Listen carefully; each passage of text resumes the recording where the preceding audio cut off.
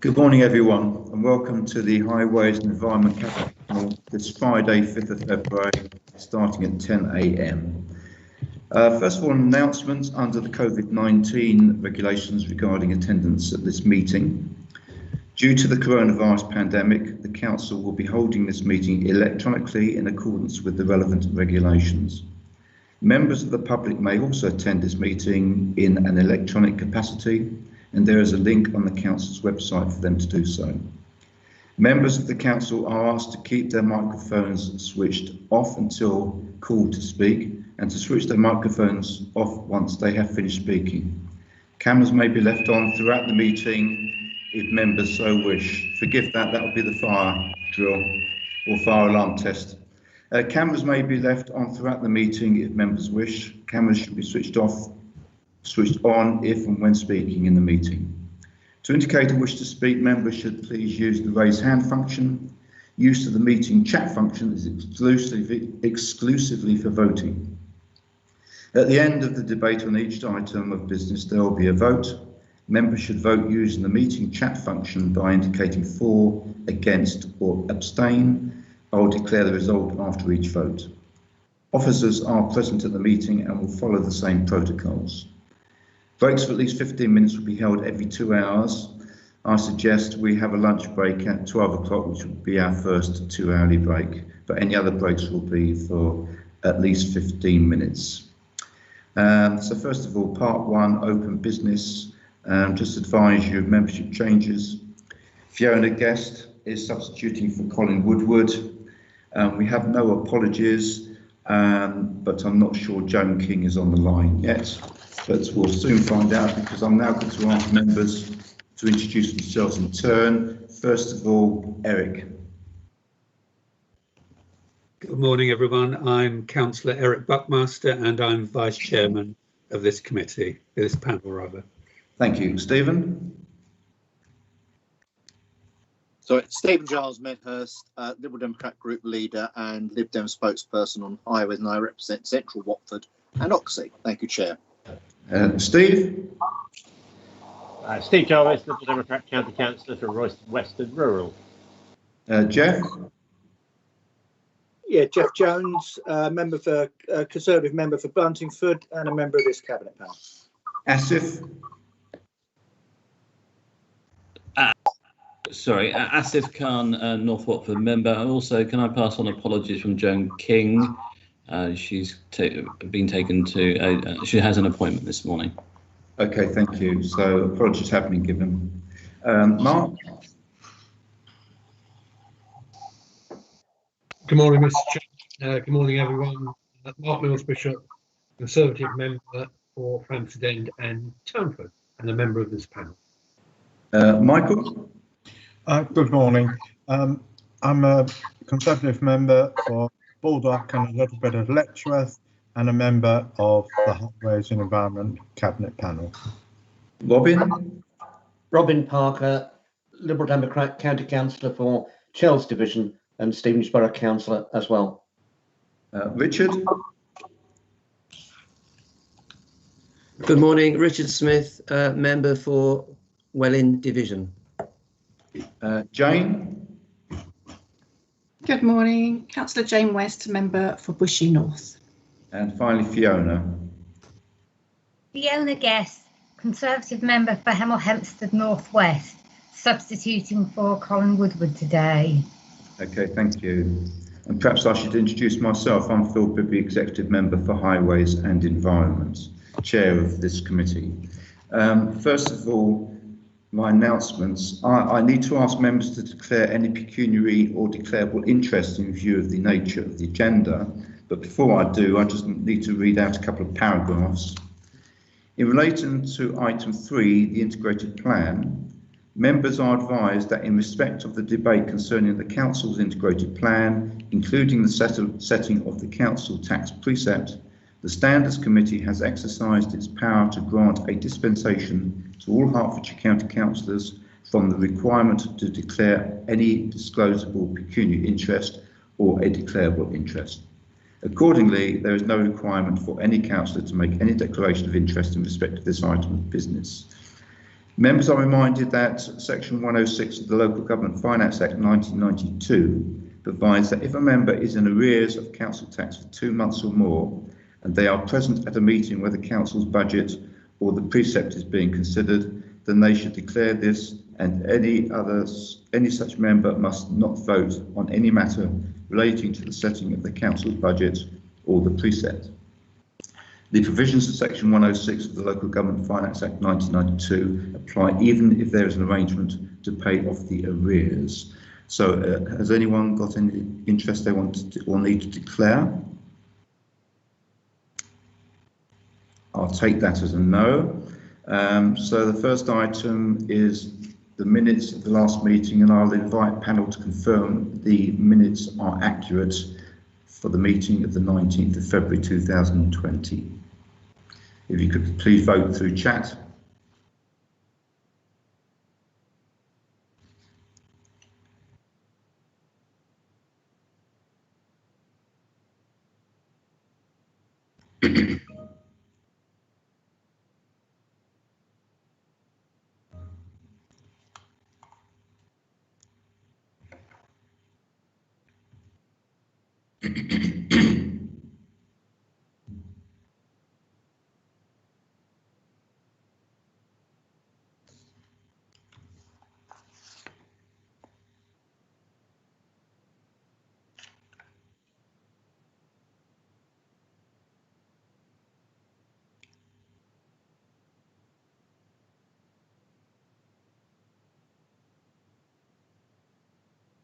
Thank you. That has been agreed. Second item is public petitions. Now we have a petition to make Redbourne Road safe, and this is to be received from Whitney Hughes, who I'll invite to speak for 3 minutes on the petition before we spend another 17 minutes in questions and debates. First of all, I'd like to welcome Whitney and thank you very much for your time and trouble. I know this can't be an easy time for you. It's appreciated that you've given this some thought and have agreed to come here to present the petition. So I'd like you to, as I said, enjoy your 3 minutes to tell us what your feelings are. Good morning. I'm Whitney Elizabeth Hughes. I'm the daughter of Gillian Williams, whose life was taken by a man who drove down Redbourne Road at 100 miles per hour and hit her head on. I started the Make Redbourne Road Safe petition as I didn't want anyone else to experience the utter devastation that my family has been through because of reckless driving on Redbourne Road. Sadly, since starting my petition, another life has been lost on the road and a woman was seriously injured. That's now 19 deaths since 1980. 5 of those were in the last 5 years and happened in the evening when the road was pitch black. It's not a coincidence. There's a serious problem here. For years, the road has been used as a rat run by some motorists. This, combined with the poor visibility and flooding, is a recipe for disaster. In an attempt to get the speed limit enforced, I applied to the Police and Crime Commissioner's Road Safety Fund. As a result, speed enforcement patrols are now being done on the road. The PCSO, who did the patrol 2 days ago, caught 7 motorists exceeding the speed limit. He was only there for 1 hour. Unfortunately, these motorists will only receive a warning letter as these checks aren't enforceable. What we need is a permanent solution: speed cameras and streetlights along the entire length of the road. According to Hertfordshire Council's Speed Management Strategy 2020, there's a 48% reduction in those killed and seriously injured once static speed cameras are installed on the road. There's a 30% reduction once there's good lighting on the road. These changes can make a serious difference to people's lives. My petition now has 5,677 signatures. The local residents and I implore you to act now before another name is added to the fatality list. Thank you very much. Thank you very much. Thank you very much. Can I ask Simon Brown first to give his brief report on the petition? Good morning, everybody. Thank you, and thank you, Whitney, for putting your case so succinctly. I agree this can't be a difficult time. I'm just going to run through the response paper. You will have it in front of you. I'm not going to go through the petition. I will just identify the options here in terms of recommendations. They are in section 3.1, and I would particularly like members to consider the issues that I'm going to talk about under section 3.2, that they note what is underway already and what is being considered for this section of road. By way of background, I'm mindful that many members will not be familiar with the road. It's an A road that links St Albans and Redbourn for approximately 5 kilometres and predominantly falls within the Harpenden Rural Division. Members will be aware, obviously, that we have an extensive network of roads in Hertfordshire, over 5,000 kilometres, and sadly, we have 2,000 injury collisions every year on our network. I think one thing that's worth noting is that no one agency is solely responsible for road safety, and you may be aware that I chair the Herts Road Safety Partnership, so we are very much looking at Redbourn Road from a systems approach, i.e. a holistic view to how we can improve the situation.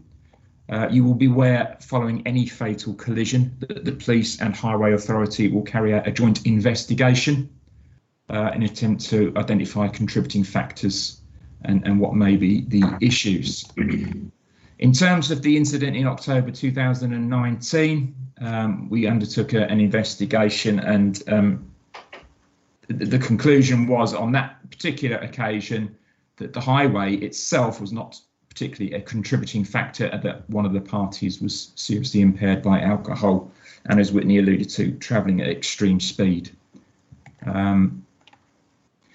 As part of any investigation, we will undertake a speed survey, and the speed survey that was undertaken immediately after the collision identified average speeds within what we would expect for the set speed limit. However, that does not preclude the opportunity for extreme spot speeds on that road.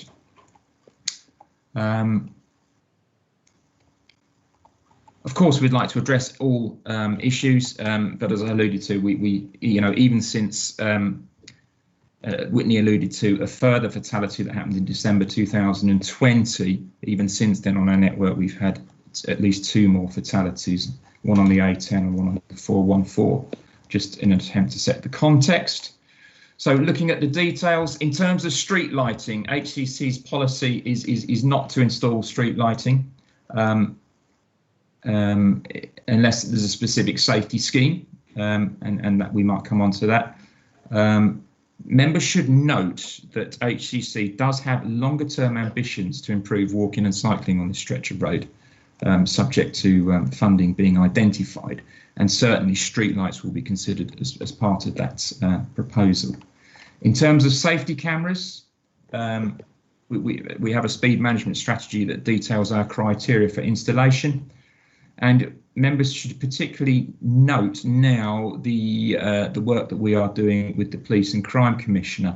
In the new speed management strategy, we have specifically identified roads that are subject to what we call community concern, and it is our view that Redbourn Road falls within this criteria.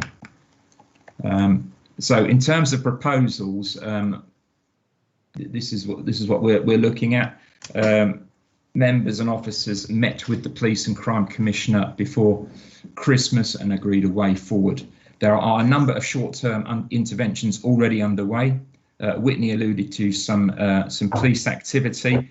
I'm pleased to inform you as well that enforcement has taken place at least 4 times by the Roads Policing Unit, and that includes a motorcycle, unmarked vehicles and static cars parked along Redbourn Road.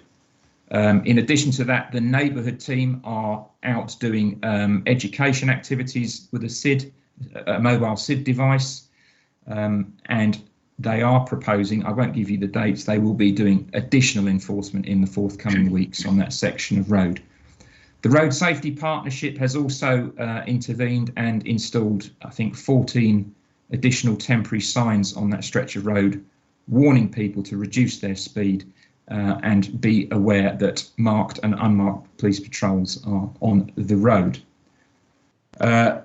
Longer term, the Police and Crime Commissioner, as Whitney alluded to, has received a bid from Redbourn Parish Council and will be seeking to deploy some of his new mobile speed vans on that section. So again, that's a sort of a slightly longer term proposal. More importantly, we need a permanent solution, and the PCC and HCC have agreed to hopefully joint fund a detailed feasibility study to look at all the issues on the road from a holistic perspective. This will include the potential for installation of speed cameras if appropriate, and we'll also look at all the other issues. We hope to engage the community as part of this feasibility. And I've already alluded to the longer term ambitions for active travel. So that's where we are. I'm happy to take some questions. Thank you. Just to summarise, because Simon and I have been involved in meetings with the PCC and local members and another local resident. We definitely agree that something needs to be done on this road, but we don't see any sort of merit in actually just going ahead and putting up speed cameras full stop. We do really need a holistic approach because there's an active travel issue along here as well. We'd like to make it easier for cyclists, and there was a scheme proposed but couldn't be funded out of recent government funding, but it's still something that we would like to see go into any long-term scheme. So just like to reassure you, Whitney, that we do recognise the issues here and that we are trying to work with the PCC to find out what is the best way to tackle this. And he has kindly agreed, and the Road Safety Partnership agreed, to actually put in interim measures to try and help the situation. But it's a long-term solution we're after, and none of us at the moment know exactly what that is. Sandy, you're a local member and you wanted to speak on this issue. Yes, thank you. I mean, this is mostly in Annie Brewster's division, and I know that she has been very much involved in this, but since I'm here for another item, the first part of Redbourne Road between St Albans and not quite as far as the Prey Hotel is in my patch, and I have been involved in various pieces of work along that stretch. All I want to say, I mean, I just have such sympathy for Whitney, and I just thought what a really brilliant talk she gave. But what a tragedy that she had to do it at all. And I've been in and around St Albans since 1981. And as long as I have been here, there have been hideous accidents on this stretch of road. For members who are not familiar, this is Watling Street. And it goes absolutely dead straight from Redbourne to just shy of the Prey Hotel. And then it does various wiggles, presumably because of subsequent landowners, Gorhambury, the Earls of Verulam. And so you get these bends which come at you quite suddenly, and then it goes straight again up into St Albans. And I can remember early years when I was in St Albans, a hideous accident with a German motorcyclist and a Reliant Robin, and 3 deaths, just unbelievable. So there is a real issue. And I have been involved as a member. I funded the initial study work on looking at creating better cycling and walking provision out of some Section 106 money that I was able to access, because we are hoping, I know, that the east of Hemel Hempstead development might generate some money to fund that to be actually built. I'm not convinced by the idea of streetlights. There are streetlights on my section of the road, but in every other way, just to mark it, to signalise the bends that are coming, road safety training. We just can't kick this into the long grass. And you know, I just want to say to Whitney again, I'm just so moved by your calmness and being able to present in the way you did, and it shouldn't happen to anybody else. Thanks, Andy. Any other questions or comments?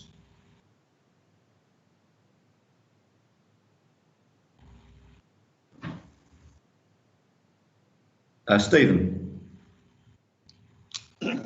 Without repeating what Sandy said, equal sympathy. You know, I've cycled this, and there is very much fast-moving traffic along here, and I'm now looking on Google Earth, reminding myself about the bends that are on it. Could perhaps Simon or another officer explain what is happening in particular, if the bends are certainly from the cycling perspective and someone who's also driven it, and I obviously don't live there, but certainly the bends do seem to approach very quickly. And what you do get on those bends, is there any further signage? You indicated some temporary signage. I've not driven up it recently because I've stayed within Watford. So I haven't commuted around the county to look at these sites. What is being done to highlight those? And indeed, are those bends an issue in terms of some of the accidents? Is some points of clarification, please. And whether we need to have more. I appreciate there's a long-term plan for this, but whether in terms of any immediate actions like more illuminated chevron type markings on the bends to indicate you're approaching a bend and you need to slow down. Yeah, I'm happy to try and respond. Clearly, that's part of the feasibility. We do need to identify the issues. The collisions look to have appeared along the whole length of the road. There are, I think, 4 separate speed limits, 30, 40, 50 and unclassified. The bends themselves are subject to a 50-mile-an-hour speed limit, and that was introduced in 2009. You'll see in Appendix 2.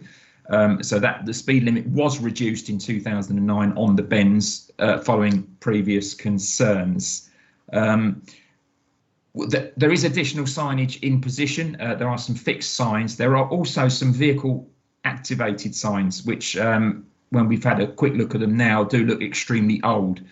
So we will very much consider replacing those with something more appropriate and higher visibility potentially. But again, I don't want to preempt the solutions until I fully understand what the issues are. I think it's worth noting that there are a range of issues with that section of road that need to be analysed before we spend money.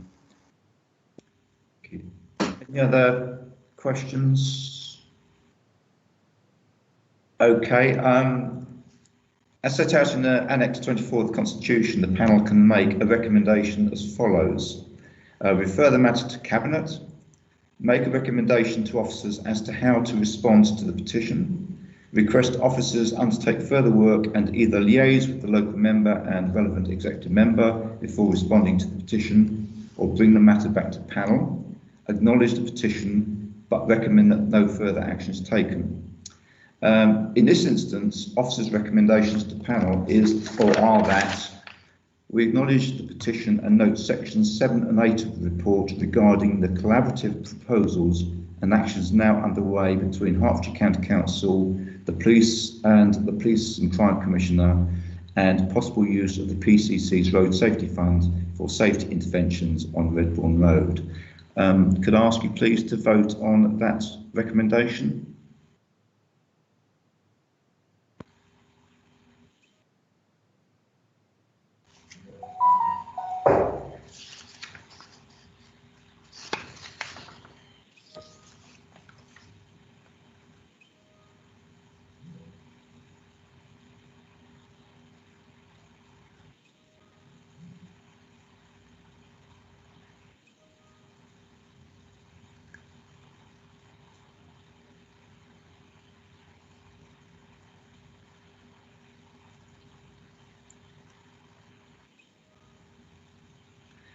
Thank you, that's been agreed. And I'll say thank you again to Whitney. Thank you very much. Very brave of you to come and present this petition, which you did very well and very eloquently. I hope you'll agree that we're all on your side, but we need to make sure that whatever work we do is good for the future to actually make that road a lot safer. So thank you very much, Whitney. We now move on to the item on the Integrated Plan 2021 to 22, the 2024 to 25 for the highways and environment. And I'd like to invite the officer Faisal Meyer to actually present the report. Thank you, Chair. Just to put this in context, this is the Integrated Plan. The budget proposals have obviously already gone through scrutiny, but this is part of the process by which the proposals go through the Cabinet panels and then on to Cabinet. The panel paper before you does two things. I won't dwell on the first, but I'll expand on the second. It gives a bit of an overview of the Integrated Plan proposals across the Council. I won't dwell on those, although happy to answer any questions that members have. The main substance of the discussion and the item really is it then signposts to the highways and environment section of the integrated plan document. So with the chair's permission, what I was going to do just maybe for a couple of minutes is maybe walk just for no more than a couple of minutes down the key items in the highways and environment section of the IP pack. I won't go through everything because there's a lot here, and members I'm sure already well aware, well acquainted with the document, but just to help orientate members and flag the key issues. So if I start with revenue, and like I say, I'll do this by exception, we can see in the revised pack that got issued that there is additional investment going into Sustainable Hertfordshire. If you look at this bottom line, L7, so that takes our sort of the core budget for the team to deliver Sustainable Hertfordshire, and the action plan takes the budget for that team from 300,000 up to 600,000, and that it's worth saying that is separate from a new £2 million revenue reserve that's also been set up to help actually take forward some of the specific actions. So that's the first point on revenue. The second point that I'd just draw out and worth flagging on revenue is this line around winter pressures. So historically, over the last few years, the budget we've had for the winter service has been lower than the 5-year average of costs. So this line is really about, it's not any change in the service or any change in activity. It's essentially about uplifting the budget to be a more accurate reflection of what we'd expect on an average year, although as members will know, that can vary year to year. If I'll move down this quickly, if I go down to capital, then this is probably where the largest changes or new items are in relation to the portfolio. So just again to draw out some of the key items, members will see here in the first line that there's a £10 million capital line gone in for Sustainable Hertfordshire, and again in line with some of the previous bits I mentioned, that's intended as a cross-council pot to help the delivery or help towards the delivery of the action plan. Members can see there's a new £7 million capital programme being set up in relation to implementation of 20-mile-an-hour zones and areas. There's a new £3 million pot in relation to active travel maintenance. It's clarified later, but it's worth flagging that this is more specifically in relation to maintenance and is separate from the funding we saw from government earlier a few months back. And then lastly, it's worth flagging that there's a new £10 million climate change response capital line, which again, as it describes, is there to support work on drainage and flooding and issues of that ilk. So that's all I wanted to say by way of introduction. That's sufficient, Chair, but very happy to answer any questions that members may have. Thank you. So questions, please, comments? I don't see a flurry of hands yet.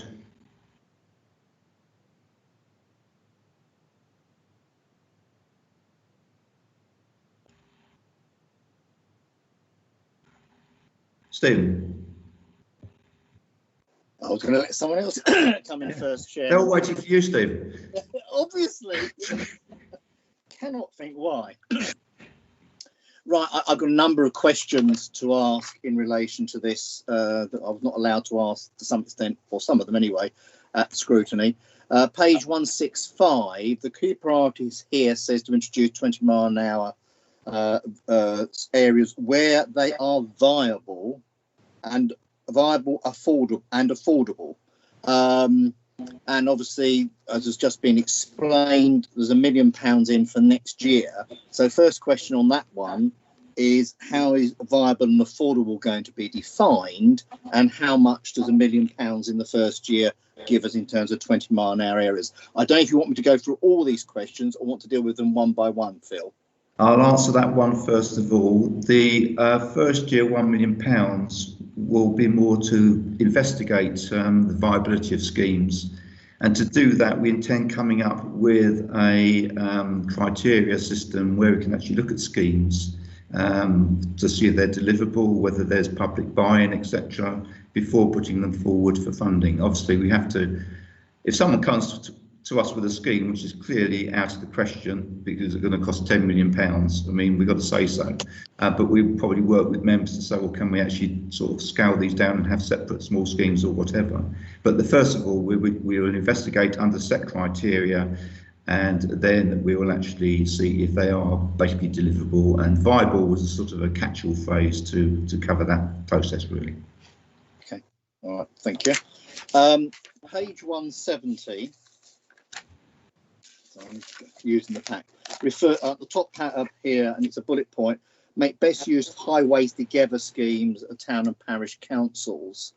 What is not clear in the papers is what is being delegated to them and the funding stream. It may well be in the papers, and I'm not saying it isn't, but it's not clear from my reading of it where that features in the budget lines. Is the next question. As I say, do you want to do these one by one, or should I? Yeah, I think it best. I'll let Faisal sort of highlight where that's included, but just to give you my take on Highways Together. A year or so ago, we started doing some work with the HAPTCs to actually try and revitalise or reinvigorate Highways Together. And it became pretty clear that there wasn't too much appetite for Highways Together in its purest form. They wanted merely more sort of dialogue at the ground level with engineers and local officers. We still intend going back to HAPTCs through members to find out exactly what they want in today's world, bearing in mind that if they take on too many aspects of our work, there's a lot of health and safety training, etc., and equipment required. So one can understand why there might not be too much appetite. So that's the work we're doing to try and see if we can get Highways Together to work in some shape or form. But Faisal might be able to give an idea on the numbers for me. Thanks, Phil. So I think it might not necessarily appear in the IP pack, because the IP pack obviously focuses on changes since the last financial year. And again, Tony and others might want to come in, but there are no specific changes that I'm aware of in relation to that, or certainly none that are flagged on page 178. But I'd have to take that away unless any other colleagues can help me on that, but to get an answer on that, Stephen. Okay, well, as I understood the IP packet, is supposed to cover all of the budget lines for each of the areas. So I'm assuming it's in one of the budget lines, but it's not clear. Oh, yes. No, yeah. Sorry about that. I should have made that clear. As you say, on page 179, there is a breakdown of all the budgets in the totality. So I'm sure it's within one of those lines. I just can't tell you immediately which one it appears in. Apologies. That's fine. No apologies needed. Phil, and I'm trying to be helpful here. The next point in relation is to 171. And can I just ask Tony to come back on that? I think you want to second that point. Thank you, Chair. My understanding is that funding comes from the highways locality budget or from parishes and districts themselves. Oh, okay. We can clarify subsequently if that helps, Stephen, but that's my understanding at the moment. Okay, well, that is definitely news to me, and I expect new to some members. I didn't realise local members were having to fund Highways Together. Okay, I don't have a parish in my division, so that's not an issue. Others do. May I come in, Chairman, on that point? Certainly. Thanks, Chairman. Sorry, I put my camera on so you can see me. I think that's the point that Tony just made, and I was thinking as we were having this discussion, those of us with parishes will have a different outlook. So I have 7 in my division, and they will all be different. So it is possible for me to talk to them individually and say, well, what would you like to do? What are your priorities?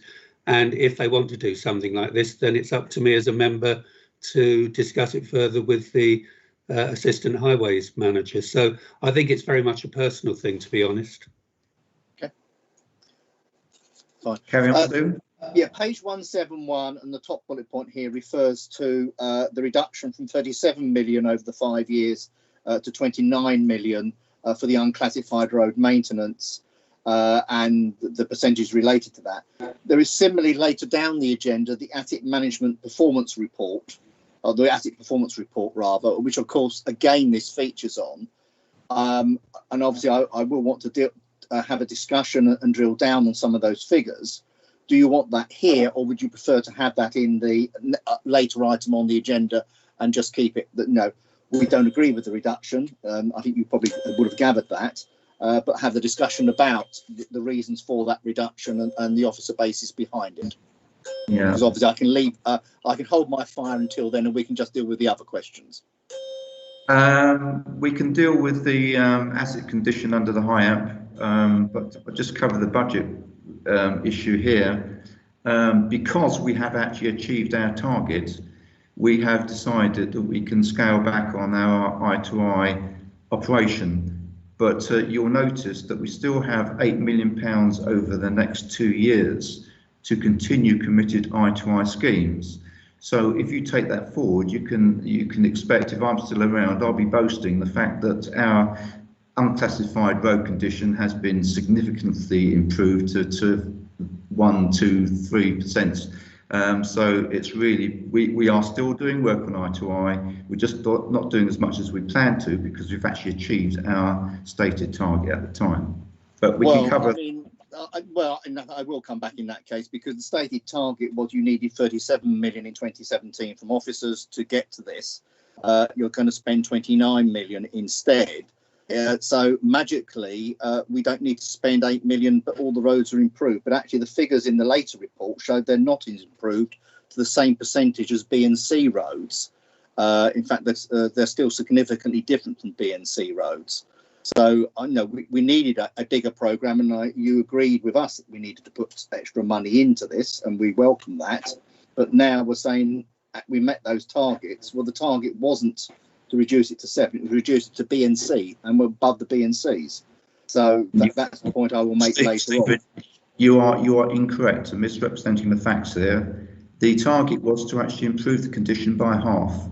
It started off at 16, it's now 7, and that was the target. Well, so I refer to the papers that are later on in the agenda, because that's not what that says. Moving on then, page 172, really this is more of a comment than anything else, in that we appear to be in the medium in terms of pothole repairs.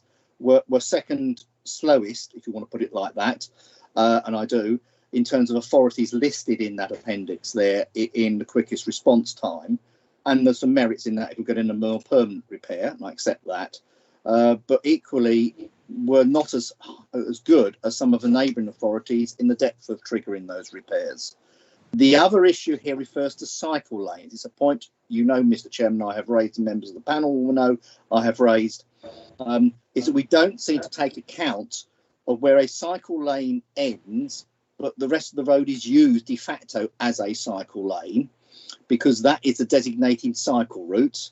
And obviously I can quote parochial examples along the St Albans Road, where some of it is designated and laid out as a cycle lane. And to get the other section of the cycle lane, you just carry on along the same road, but it's not a cycle lane marked out, and therefore it doesn't meet the same criteria. And I think that is a failing in the system if we are to encourage sustainable transport. No, you wouldn't expect someone to come off the bike at Bushy Mill Lane and then walk all the way to Station Road before they get to the next cycle lane, would you? We're really straying outside IP issues here. Well, no. So I won't continue that debate, but I will ask Tony to come back on the response to potholes, etc.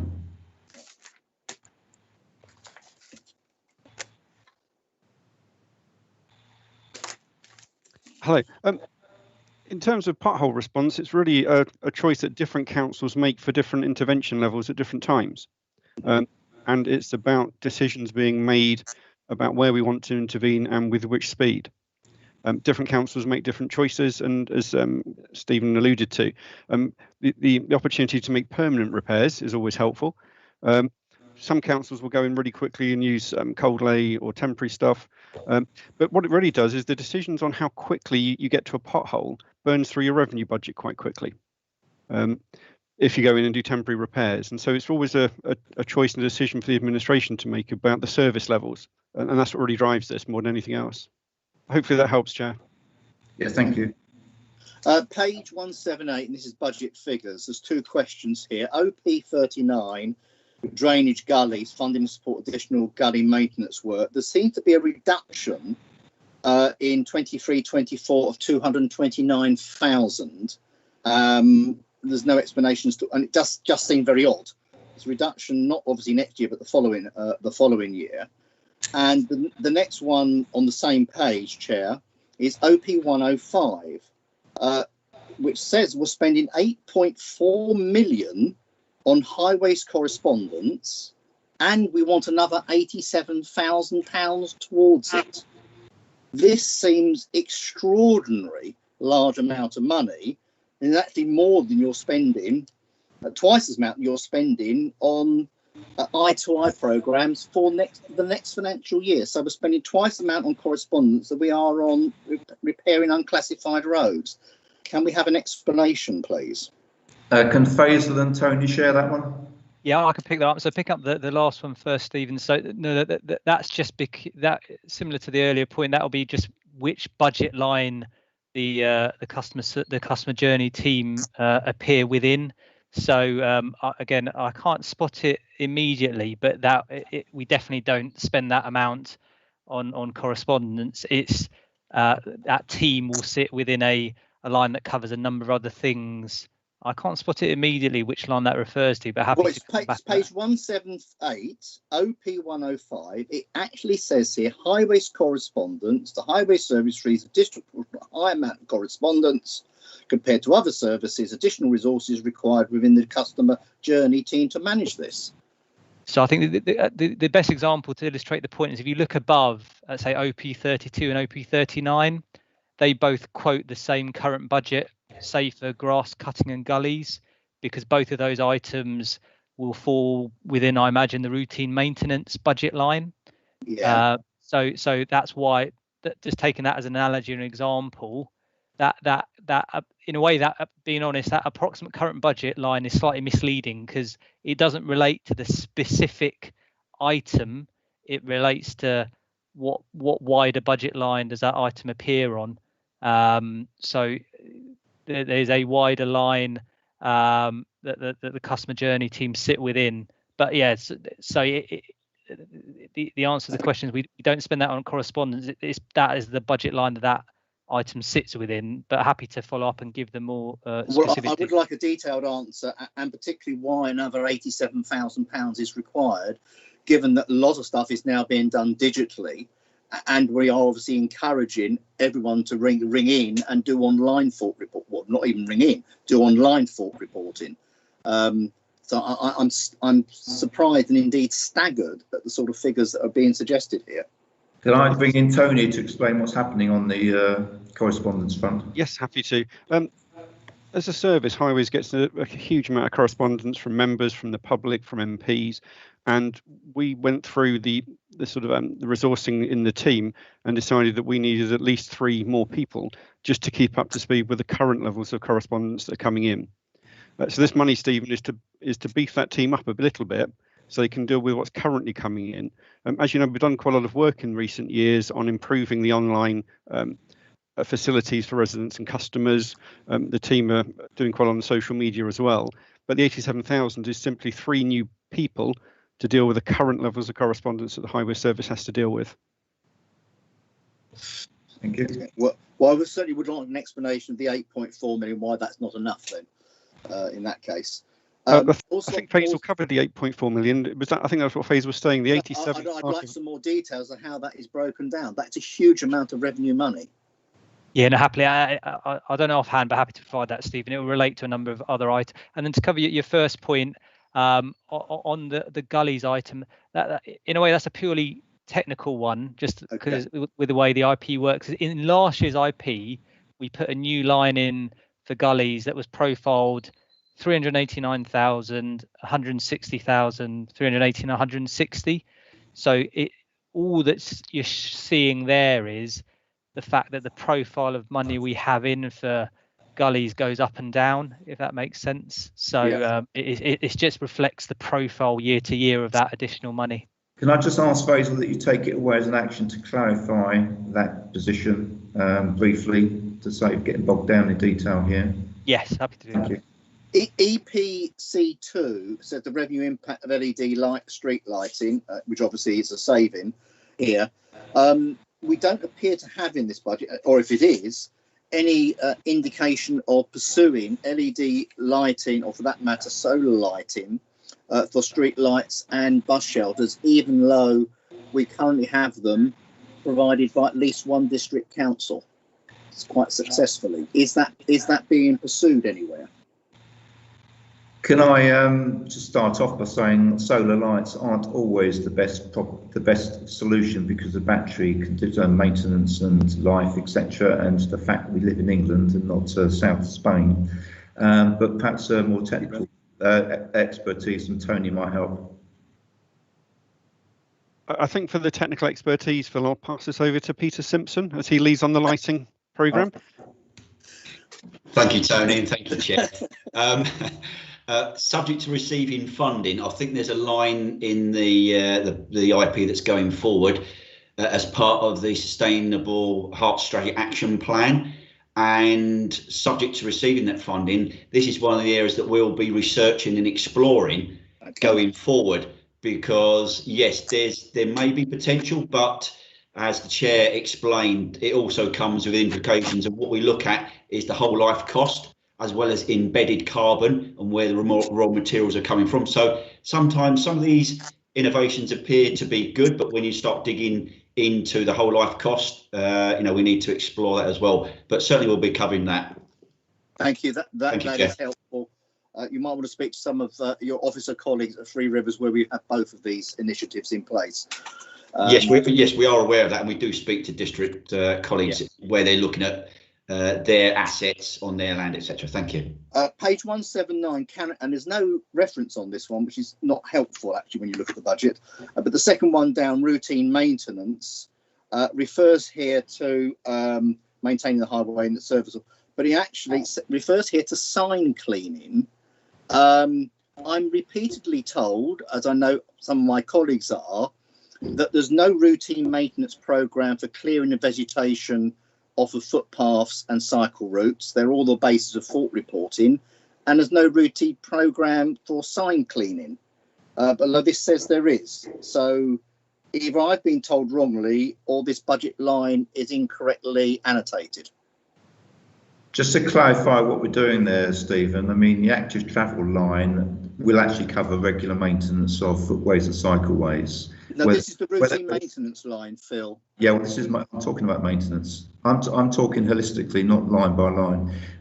What we plan to do is actually improve or enhance our footway and cycleway maintenance, whether that be fixing holes or faults or vegetation.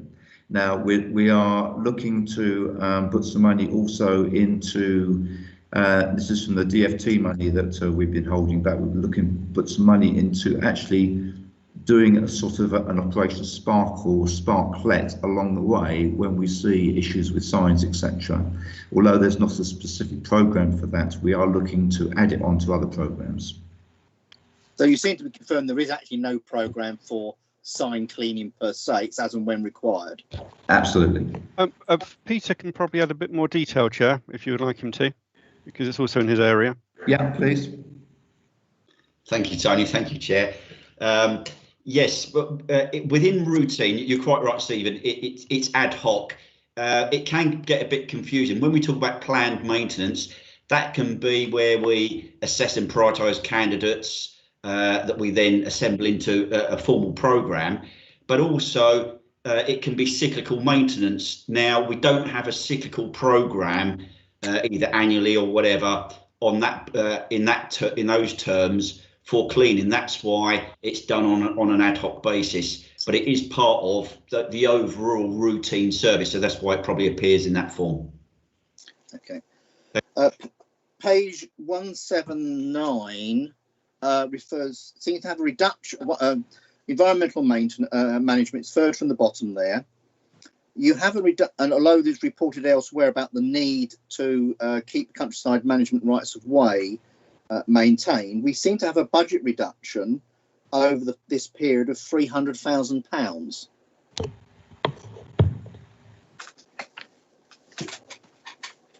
Have you got any views on that, Faisal? I can go on about rights of way in a bit, but I can come in on that, isn't it? I think the main reason it drops. I didn't spot it. It dropped by as much as 300,000, isn't it? But 2,040,000 dropping to 1,760,000, just under 300,000. Perhaps Simon can help because he's So I mean, Faisal's. I must admit, I hadn't spotted such a big drop, but £150,000 of that is money. There was one-off funding for 3 years to help us clear a commons registrations.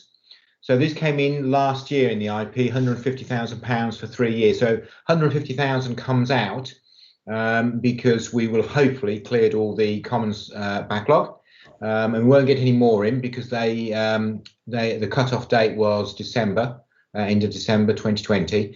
I do know because I just spoke to finance colleagues. I think there's a little bit of rounding errors going on in there around inflation, but I don't know how much, Stephen. I will have a look and find out because, as I said, there's 150 I recognise, the rest I don't. Okay. Right. The next question I think has been answered because I understand a transport plan and policy strategy includes LC whips, which I'd asked the question of officers, so that is fine. Page 184 refers to Sustainable Hertfordshire and approved schemes. No problems with that. Funding reallocated to services for approved schemes that meet these objectives. Who is going to agree the approved schemes? It doesn't mean those schemes will come back to members to look at, or what? I mean, it's clear for H1 on 184. Faisal, on the budgetary side, I don't have to sign off, although it's in my budget. But can you remind us of the process for schemes to be signed off on sustainability?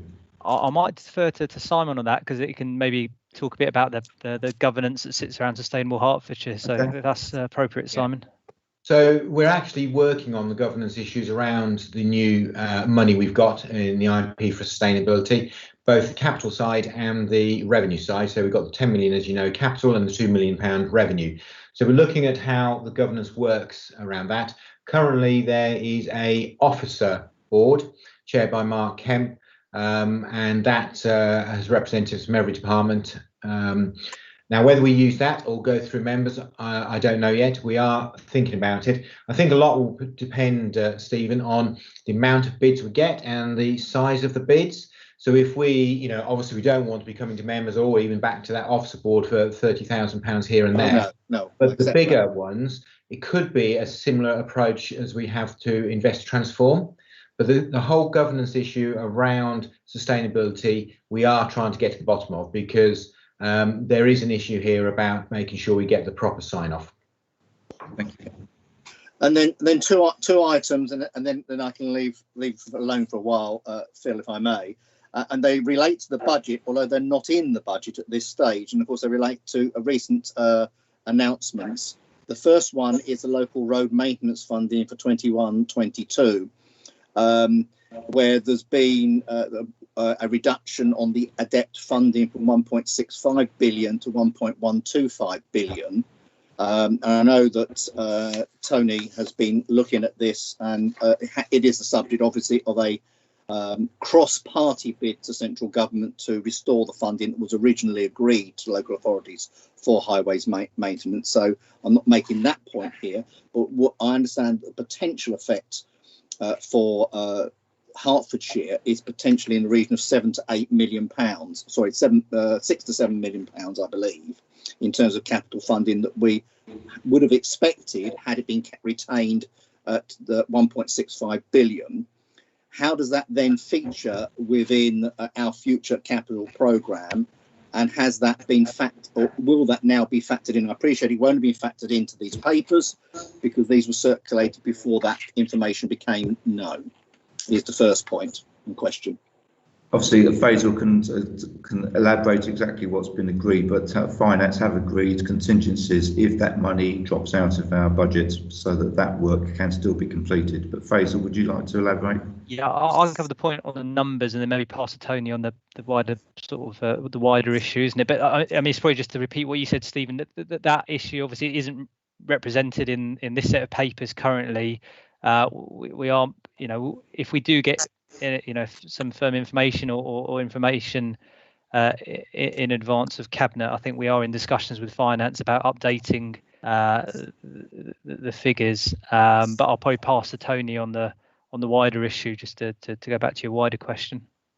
Thank you, Faisal. I think the important thing I got from what you just said, Faisal, is that regardless of the grant, the funding for highways maintenance for us to deliver highways maintenance won't change. Is my understanding of what you just said. Stephen's summary was really accurate. Central government are reducing funding that's coming into highways maintenance across England. We're waiting to hear from DfT exactly what our allocation will be for next year.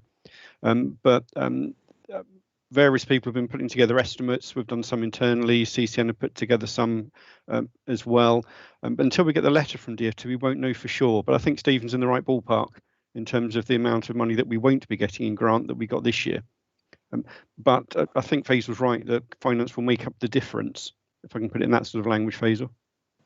Yeah, I assume by make up the distance, we will draw down additional capital from contingency and reserves rather than reduce the programme, which obviously is the other option.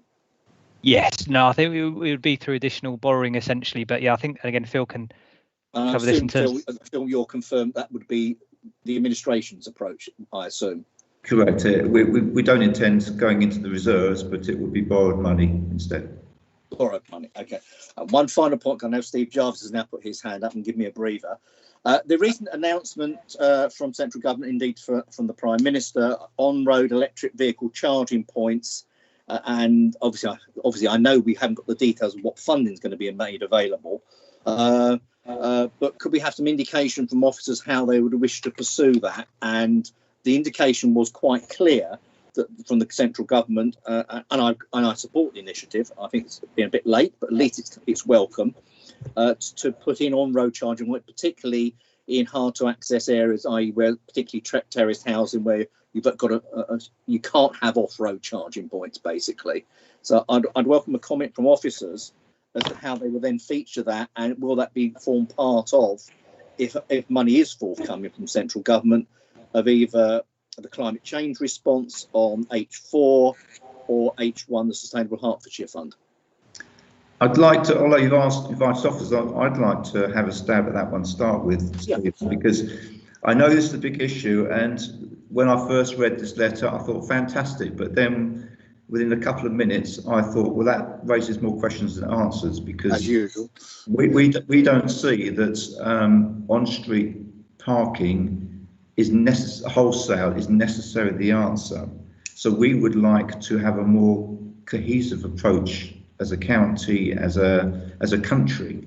And in fact, we're doing a lot of work talking to other boroughs. Oxford is leading the way on this, and we're actually meeting with them quite shortly to actually find out their views on this, because okay, you stick in a charging point, but how do you control it? Who uses it? Are you taking away parking space from other people?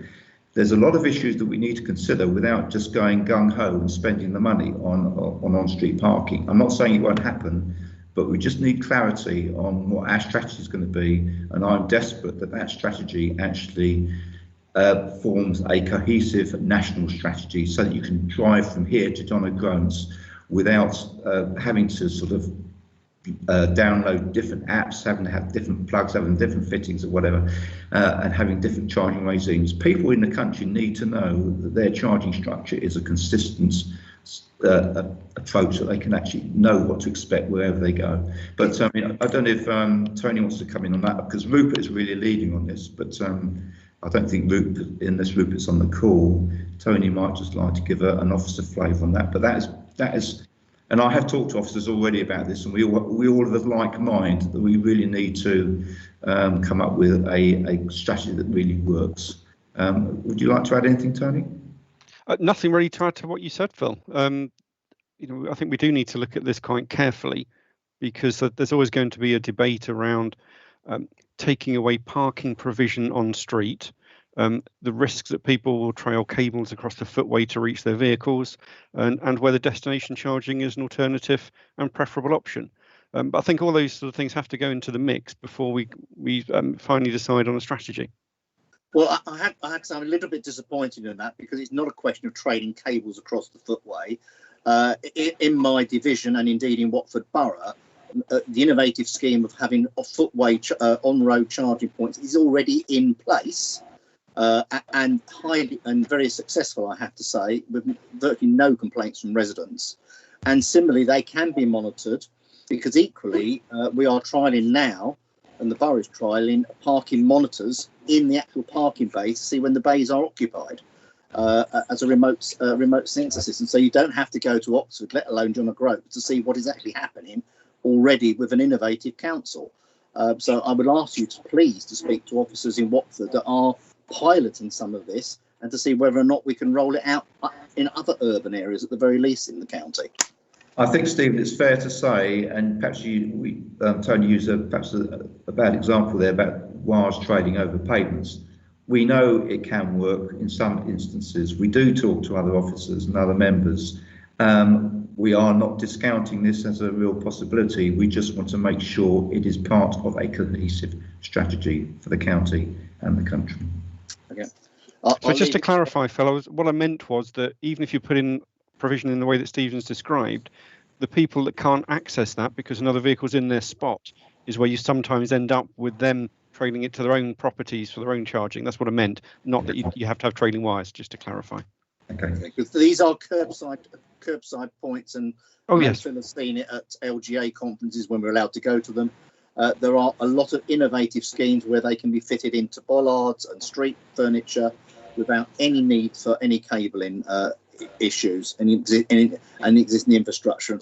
And I think with 100,000 new homes, it's something that is desperately needs to be considered earlier rather than later. So we have to get the developers to put this stuff in. Thank you. I think that's already happening through the LPA, Stephen. Anyway, Steve. Thank you. I have 3 points. Do you want me to do them all at once or one at a time? It depends what they are. Okay. Well, the first one is about the Sustainable Hearts revenue investment. And I must admit, I find the whole question about which panel deals with the Sustainable Hearts stuff a bit confusing at the moment, because it appears to have been reported in several places.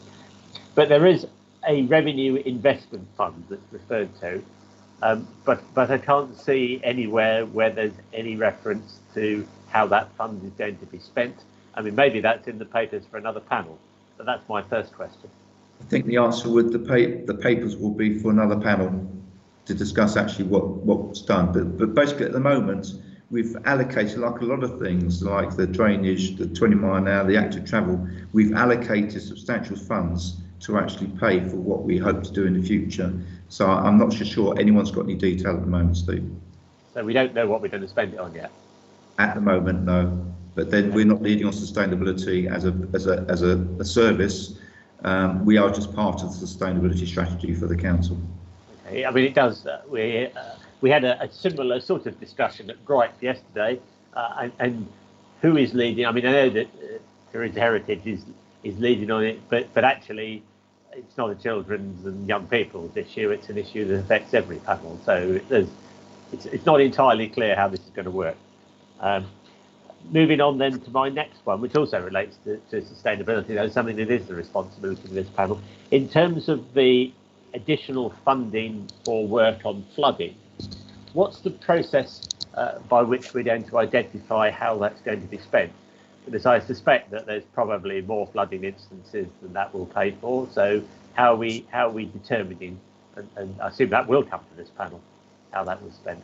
Well, a lot of intelligence has been sort of developed over the years, and particularly over the last year or so, where this problem's really sort of come to the fore. And basically, we're going to prioritise on a needs basis, on a science-based basis, more than anything, to find out where we can actually, or we have to investigate first to see what we can do. And then once we've decided if we can or can't do something, what we can do, we will actually put money into actually doing it. So To start with, we'll investigate based on intelligence we already have. I mean, the reports on flooding, etc., don't go into the ether. They are forming part of our overall intelligence base, and that will be used to inform a programme going forward. And what percentage of the currently known problems do you expect this funding to address? Vast. Okay. I guess, well, the other following question is, I mean, do you expect the schemes to appear in the IWP, or is there going to be some sort of parallel flood management programme? Yes, any new schemes under the new funding will actually feed into the IWP, yes. Okay. And then my final question, at the moment at least, relates to the active travel maintenance. So there's a provision been made, a new capital provision been made for funding the maintenance of active travel. But I noticed that it's actually declining amount. I think there's 2 million in the first year and 1 million in the second year. Given that we're, in other parts of the budget, we're increasing the number of active travel assets, one would expect that the amount to maintain active travel assets is likely to certainly continue, if not increase, with time. Well, the thing is, on active travel, it's something we can actually provide a programme for straight away, and we're working on that now. So basically, we have put in the budget what we feel we can actually deliver over the next 2 years. It's front loaded, yes, but I don't think anyone will complain about that because we are doing work sooner rather than later. So you expect to complete all the identified work within 2 years, and there won't be any more after that? No, they're still on ongoing programmes, Steve. Don't put words in my mouth, please. But we're just putting extra money in over the next 2 years to give it a boost, really. And the way in which that extra money is to be spent, is that identified in the IWP as well, or? Not yet, no. So, but it will be added to the IWP, will it? Yes. When can we expect that to happen? When we've come up with the programme. The budget hasn't actually been approved yet, Steve, so... But the rest of the IWP, you have a programme, and the budget for that hasn't been approved yet either. Correct.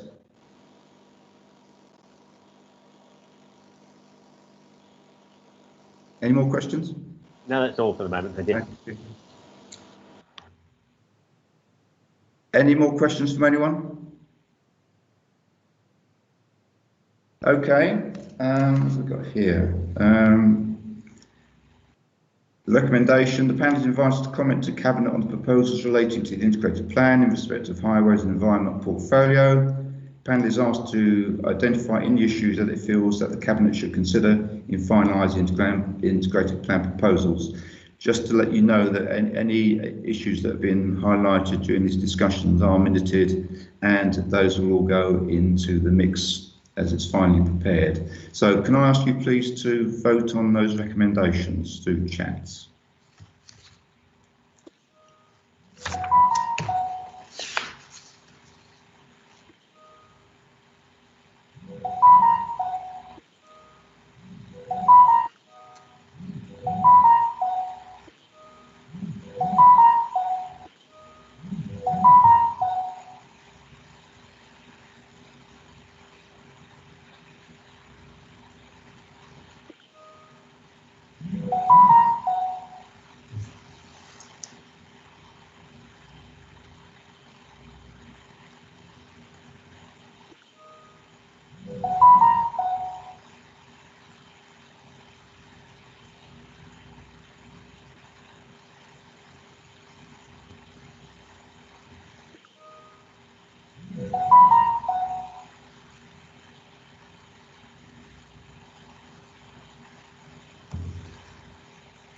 So that's been agreed, thank you.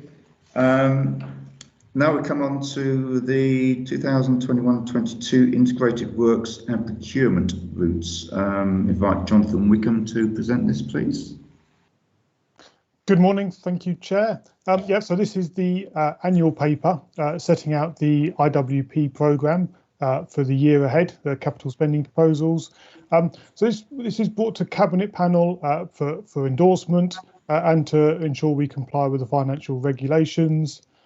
Specifically, we're seeking Cabinet approval of the 21-22 integrated works programme, the street lighting programme and budget, and approval for the programme and budget for the Climate Change Response Fund, Active Travel Maintenance Fund and 20 mile an hour fund. And finally, we're seeking for Cabinet to note the proposed procurement routes that are set out in Appendix A of the report.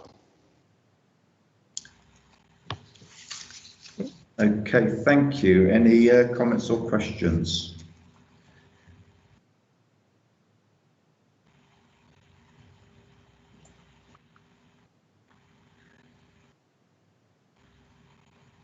Stephen.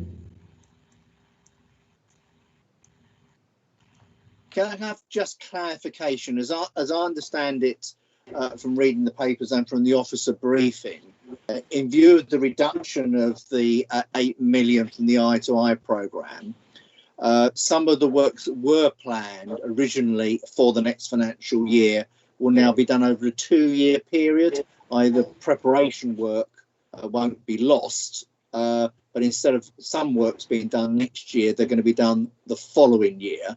And thus schemes that might have been, had the 8 million been retained, in 23-24 are the ones that will be lost out. And I'm sure it's no coincidence that the chairman and the lead member has 11 Eye2Eye programmes in his division, yet the opposition lead member only has 1. I'm sure that's just a coincidence. I had no influence at all, Stephen, I can assure you of that. I will invite it, just it's done on a needs basis, and obviously your patch is such good condition. You're on mute, Stephen. Sorry, it's 18 actually in your division, not 11. So, 18 in my division, I can't understand that. It's not 18 unclassified roads in my division. Anyway, Tony, would you... Tony, would you like to just clarify the Eye2Eye, because as far as I'm concerned, basically we are carrying out or fulfilling our commitments in the IWP, even though some schemes might be done in year 2 rather than year 1. But you might just like to clarify the effect of this, Tony. Yes, happy to, Phil. When we went out with draft 3, we included a lot of Eye2Eye schemes next year. With the change in budgets, all we've done is take forward all those schemes, but put them over 2 years rather than do them next year. And as Stephen mentioned, that also means we don't lose any advantage from any pre-patching work we've done this year on surfacing schemes. So effectively, it's just whatever schemes we said we'd do, we're going to do over 2 years instead of 1, and that enables us to move 8 million elsewhere. And I noticed a few comments about different divisions and numbers. Just to reconfirm to all the panel that these are technically led decisions that are taken at county level. We don't allocate the budgets division by division. We don't change things because they're different members or different parties. It's technically county-wide, and that's explained in one of the IWP papers. Thank you. Asif. No, thank you. And I think Anthony was just probably sort of answered my question, because I just wanted to make sure that there's in my, for example, area, I could see there's an area which I thought that should be on the IWP, and there's another patch where I thought why is that on the IWP, whereas this bit isn't on the IWP. And I really would like to speak to officers in a way, or it's for the other officers as well, where we can feed into it. I have in the past, but I just want to feed into some of those priorities. So as an example, St Albans Road, the patch had lovely pavements done, lovely work. Roads in an awful state, and whereas further up the road, it's not as awful as it is down this road. Why is one part done and not part done? Whereas I could have fed in and said, well, actually, that should be more of a priority than that is a priority, and I'd like to know the reasoning behind it. And that's just an example. I don't want to delve too much into it here, but it's as a concept about how we can feed into and make priorities within this IWP as well. If it is a technical, we could look at the reasoning and perhaps a little bit of scrutiny going on, scrutinise some of those technical decisions. Do you want me to let Chris loose on you to explain how we actually categorise faults to prioritise repair, maintenance? He can actually clarify if you wish. Yeah, why not? Chris, over to you. Thank you, Chair. I will try to be brief. I inevitably will fail, so you can please cut me off at the knees.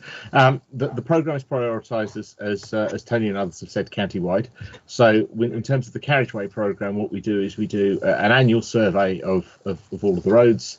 That picks up the sorts of defects we're looking for as indicators of long-term condition. So not necessarily potholes that are there on the day, but the sort of the fine cracks that appear in the surface that will become potholes a year, 2 years, 3 years down the line if we don't fix them. We have a relatively sophisticated deterioration model that looks at the current condition data, projects that condition forwards, so it says not just what condition the road's in today. So we're not just prioritising, we're not saying which roads are the worst and need to be fixed today. What we're looking at is what our road network will look like in a year's time, 5 years time, 10 years time if we don't act.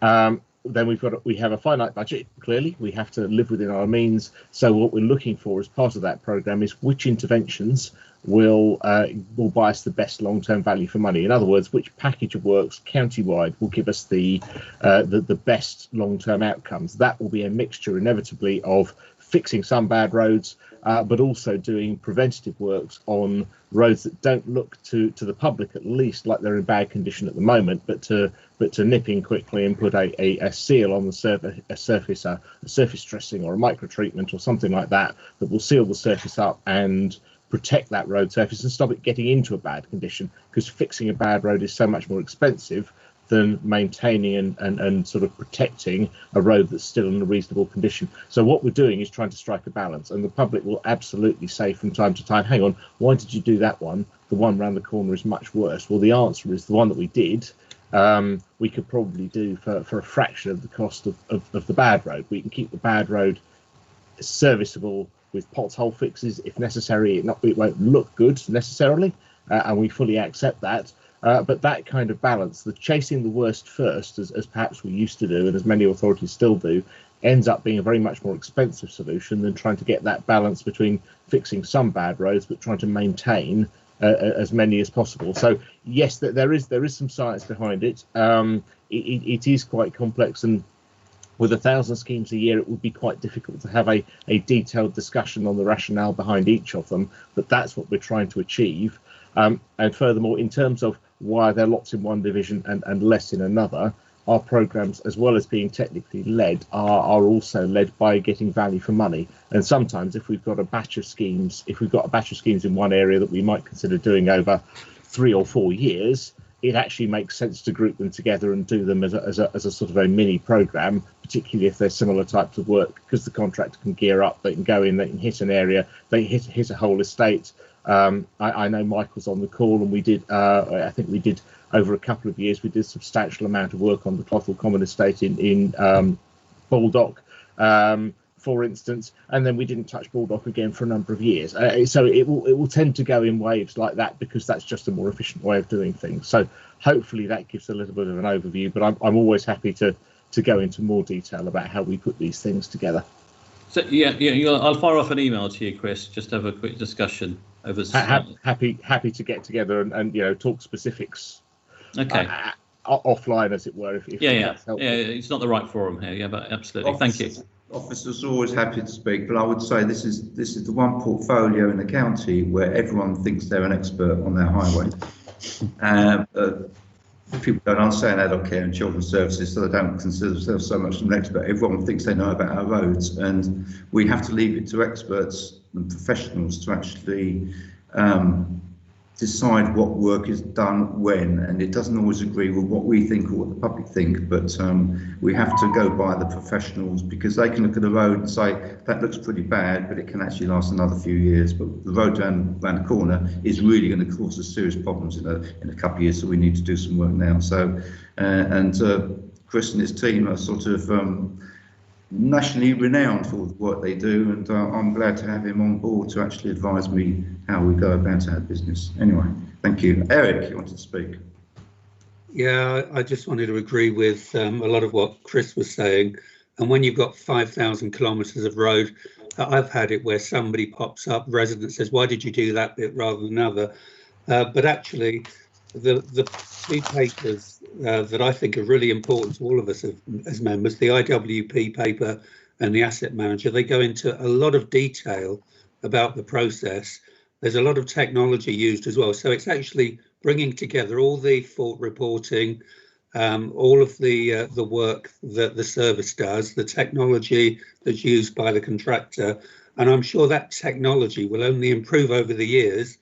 And actually it will become more efficient. So it's all there. I would recommend to all members, keep those papers as your Bible, because a lot of the answers are there. Thank you, Chairman. Stephen. A quick comeback on some of the answers to Asif, because Asif was referring to St Albans Road, which won't be on the I2I because that's an A road network.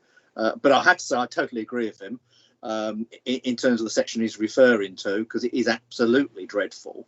And I'm surprised and disappointed that, given there was the opportunity with some road closures there, not to do some of that work. Are we getting parochial here, Stephen? No, I'm just saying that's that. But so that's not a question of an I2I issue. It's a question of a category, an A road issue. And I would have thought we do prioritise A roads in terms of the spending.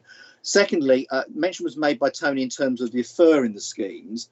Looking at what is in here, so the ones that would have been done next year, are those listed as deferred due to further investigation required? Because there's an awful lot listed in the IWP that appears to be I2I schemes, which I understand the code is NCM, and if I apologise if I've got that wrong, but I'm sure that's what officers told me at the briefing.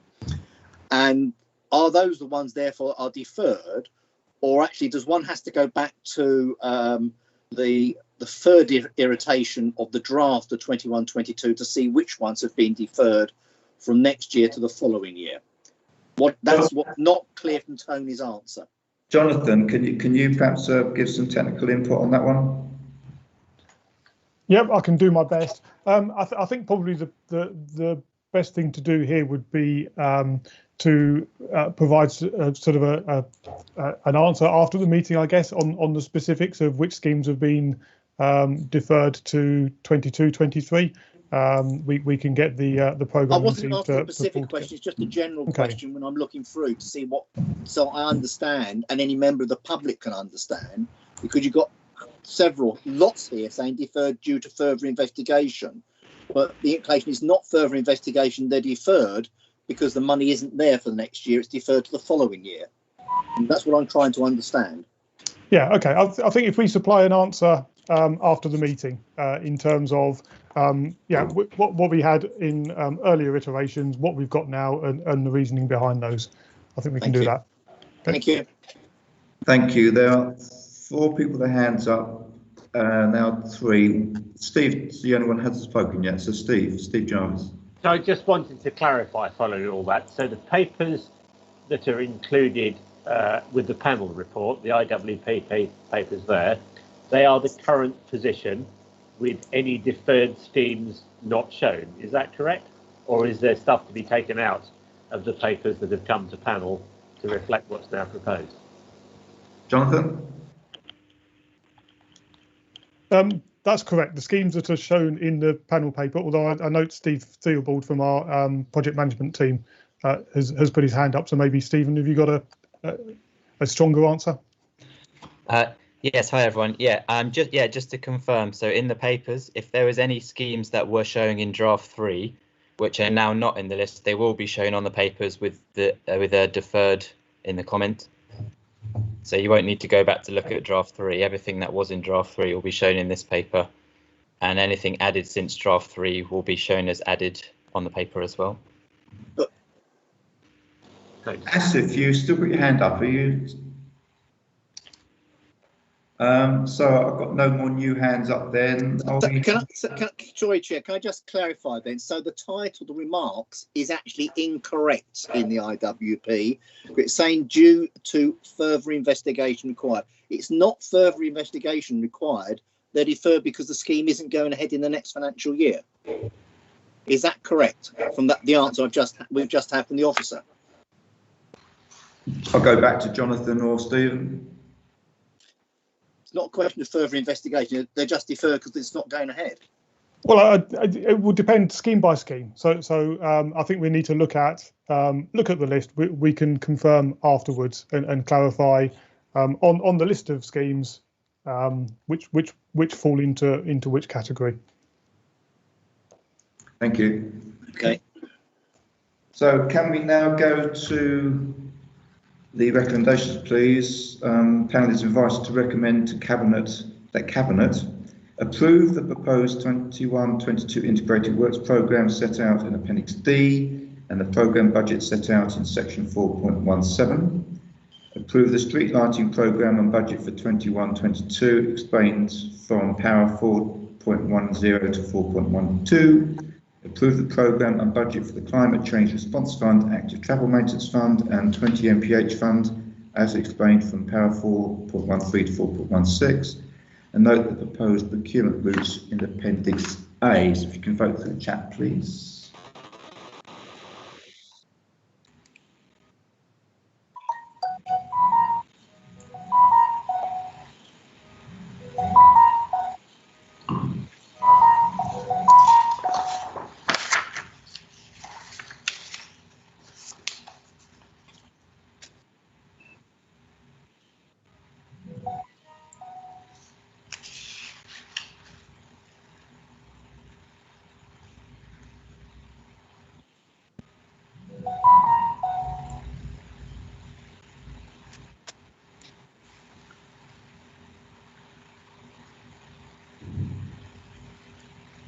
That's been agreed, thank you. We now move on to the Highways Infrastructure Asset Management Plan, Asset Performance Reports 2019-20. I suspect that this will be the last item before lunch, so if we can work on that basis, thank you, my assistants. So Chris Allen Smith to actually present the report. Thank you, Chair. Thank you, members of the panel. This is our annual performance report driven by our Highways Infrastructure Asset Management Plan.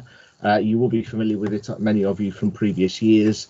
By and large, it's a technical factual report presenting information on the size of our asset, how much we've spent in previous years, how the asset is performing, what we intend to spend in future years, and any changes to strategy that we are considering that we think the panel should be aware of. I certainly don't tend to go through it line by line. I'm happy to take questions in a few moments.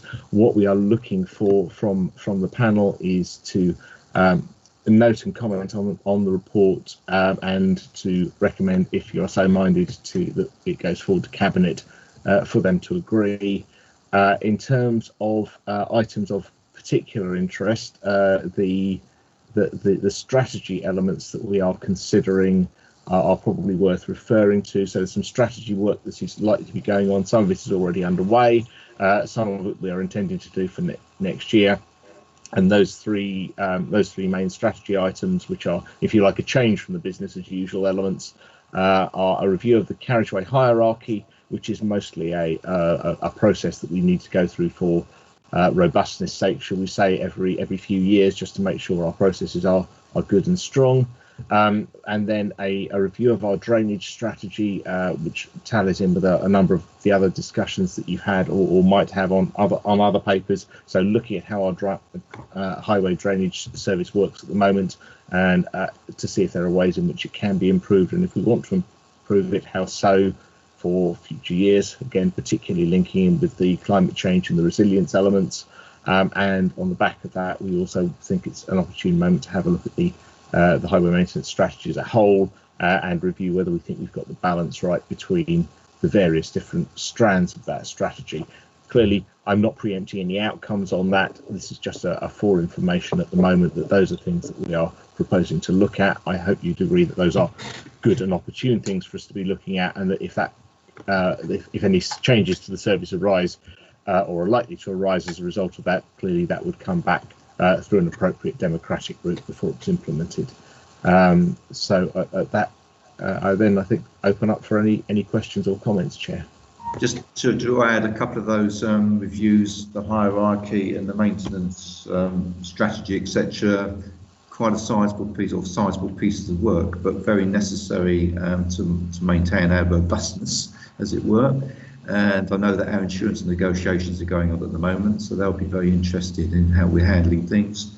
But also it would inform how we set up the new contracts in 2024. So quite important, but quite a big piece of work. Right, Steve, please. Thank you. So section, I think it's 4.2, sets out the condition assessments. Can you explain how those figures were arrived at?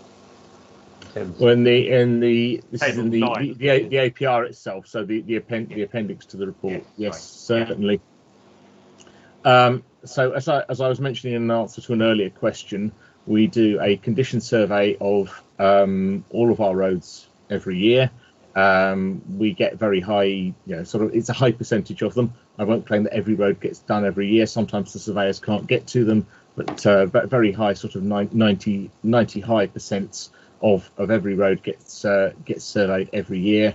Those are technical surveys. They are different to the condition to safety inspections. So Ringway go around and do safety inspections on all our roads on a regular basis. The busier roads get safety inspections more frequently. The less busy roads get them less frequently. That is a totally different thing. That's there to look out for potholes and other urgent defects that need to be fixed. What we're talking about is condition inspections, condition surveys. Sorry, I'll try to keep my terminology straight so I don't confuse you. We're talking about condition surveys that are there to look at the condition of the road. And as I explained in the earlier answer to the question, as much as anything, that's looking for how the roads are now so that we can project forwards to see how they might be in the future. Those are all technical surveys. They're carried out on the carriageway, certainly by external contractors who specialise in this work. On the unclassified roads, we use a technique called CVI, which is coarse visual inspection. On the classified roads, the A, B and C roads, we use a technique called scanner, which is a machine-based survey. They both do effectively the same thing. They are looking for defects on the road, not just major defects like great big potholes or something like that, but fine cracks, dips and bumps in the road, all sorts of things that give us a little bit of advance warning that the road might need some maintenance in the future. Those condition surveys, when we get the data back, they are then processed through a system called UKPMS, the UK Pavement Management System. That's a nationally accredited system, so the surveys are an accredited technique, the surveyors themselves are accredited, and the UKPMS system through which they're processed is also accredited. So in effect, it is a nationally recognised, almost a black box system where we set somebody out surveying it and we get an answer back at the end of it, and I can't influence that answer. Those answers come back and they're reported. We still have to report the A's, B's and C's as a national indicator. The national indicator set used to include the unclassified roads as well. Historically, that stopped when the number of indicators was slimmed down a few years ago, but most local authorities still report it, and the Department for Transport encourage us to report unclassified road condition as a sort of an informal indicator, and something like 75% of authorities send that over to the DFT annually, and the DFT collate them so we can compare. And so that is how we do it. That indicator is a relatively coarse indicator. It's not brilliant in terms of asset management, but I won't go into the details. But what it does do is measure effectively the number of roads where maintenance should be considered. Those are the words they put around it. So if you have an indicator at 10% or 20% or 5%, that percentage of the network should have maintenance considered on it, as it stands at the moment. Obviously, we are using that data to project forwards as well to see what maintenance we need to do in the future, or what work we could do now to head off the need for future maintenance. So when we say 5% of our roads are red or 10% of our roads are red, that's what we're meaning. 10% of the network as a whole, of that portion of the network, falls into the category of should be considered for maintenance. I can go into more detail, but if you've got a specific, it's probably easier if you've got a specific follow-up, if there's a line of inquiry you want to pursue on that. I think there's two points that arise from that. I mean, first is you mentioned that the inspection mechanisms are different on unclassified and other roads. And I can see that the techniques that might work on a fast dual carriageway are probably not appropriate in a cul-de-sac. But how can we be clear that they're producing comparable results? And I guess the other question, I understand that the assessment is actually done on sections of roads rather than whole roads. And clearly, once again, roads vary enormously in length. Yep. So when we say that 10% of the roads require attention, that's not necessarily true in terms of what a member of the public would describe as a road, presumably. So if I deal with the last one first, if we say 10% of the roads need attention, that is 10% of the road network. So that could be 10% of each and every road, or 1 in 10 of the roads as a whole. It's actually obviously a mix of that. But yes, it is. It's looking at the if you look at Hertfordshire's U roads, if you stretch them all out in one big long line, and imagine that they're all one big road, then 10% of that length, if the number is 10%, it's not, obviously it's 7% now, but 7% of that big long line of U road would come into it would have defects on it that for some reason would raise a flag and say this bit needs attention, or this bit should be considered for maintenance. To drop back onto your earlier point, yes, absolutely. As a bit of a data geek, I don't like using two different survey techniques on different bits of our network, but it is entirely a practical thing. The scanner survey is done by a machine the size of a sort of a large transit van, and it has bars full of complicated and expensive equipment sticking out the sides of it with radar, lidar, cameras, and all sorts of things on it, and you simply can't get it down country lanes, along urban cul-de-sacs full of parked cars, over speed humps and that sort of thing. We tried. You can get mini scanner machines which sort of do half the work, but they're not as good, and we just don't get the consistency. And in order to read properly, it needs to be travelling at sort of normal traffic speed. So it needs to be travelling at about 20 kilometres an hour. And if you've got a very short run of a cul-de-sac with speed humps in it and parked cars, it doesn't get up to that speed where it scans at its optimum. So we've tried various different techniques, and we found the best compromises to continue using scanner on the A, B and C roads where it can perform properly, and CVI on the unclassified roads. And yes, they are not the same survey. They do not measure exactly the same thing. They are broadly comparable, but there are technical differences. But what we're doing, I suppose, is comparing like for like. So as far as possible. So when we say our unclassified roads have improved, we've used the same survey technique year on year, using the same type of methodologies and the same processing techniques, so we can accurately track what our unclassified roads are doing. I was going to make that point. That makes sense. There's obviously a line of inquiry here trying to rubbish the statistics because it's good news, but we do actually assess our roads on a consistent way. So where we're comparing against 4 years ago, we are comparing on the same methods, aren't we? Yes, absolutely. I'm trying to understand what it means. I know what it means, Steve. I think that one of the questions from the point of view of public perception probably comes back to this question that we survey blocks of roads and they look at whole roads. So when the impression we give with the carriageway condition is that only 7% of the roads require any sort of work, whereas in fact the number is likely to be higher than that because what we're saying is blocks of roads. And it could be lower. Well, it could be. But do we know that? Do we have that? Sorry. Well, we know where the faults are. We know where we have all the underlying data, and we use that, as I say, to drive the model and to drive the program.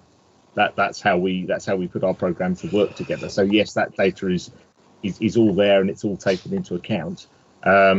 Yes, a member of the public might go out and see that the bit outside their house on a 1 kilometre long road, the bit outside their house might be a bit ropey, and they might think that their boat road is a bit ropey, and we appreciate that. And that's where we have sort of programs of smaller works like the Cat 6 program that will go in and pick up 10 square metres of patching here and there to keep the roads serviceable, or Ringway's Cat 2 programs. It is a little bit of horses for courses, but what we do is this is our method of monitoring. It's consistent. We've not changed the methodology. We've not changed the way in which we describe it. I could benchmark it differently and I'd come up with different numbers, but the pattern would be the same. So if I went back and we reused all the old data and we reanalyzed it and we presented the data in a different way, I'd end up with different numbers. But actually, the pattern, the trends, the movements would all be the same. Okay. Thank you. Right, thanks so much. Fiona. Thank you. How does this link in with the IWP? The IWP for carriageways is driven very much by the same data. So the condition data, we don't. The condition data as it is presented is obviously at a network level. But the underlying data, the survey data, we use that. We put that into our carriageway deterioration model. That predicts the forward performance of those roads, and we pick the roads up to the available funding. We pick the roads that we would want to do that will give us the best performance long term. So what we're trying to do is to get the program of works that will give us the best condition roads overall, taking into account the various drivers that have been mentioned. So clearly busier roads usually have a higher priority in the program because more people use them, so more people therefore benefit from them being in good condition. But what we're trying to do is to get the network into the best condition we can for the available budget, or to hold it, as has been the case on the A, B and C roads, hold it in the, broadly speaking, same condition for as little budget as possible, so we can put the money elsewhere. That's our overall strategy. So the data that we use to for these reporting purposes serve a number of different functions, and a key one is helping us to develop our programs and pick the roads that we want to treat, and when we want to treat them, to deliver sort of, if you like, the best overall bang for the buck. I don't know if that sort of answers the question, but we're trying to use the same data for multiple. We are using the same data for multiple different uses. Yes, it does. Thank you. It's been very helpful. Thank you. Stephen. Yeah, firstly, to come back on this point, I just want to make sure I clarify what was being said there. You were saying the van with this equipment on is not suitable to go in roads where there are road humps or where there's very low speeds, and you're using a different method, a different vehicle or different way of doing it, but using the same assessment.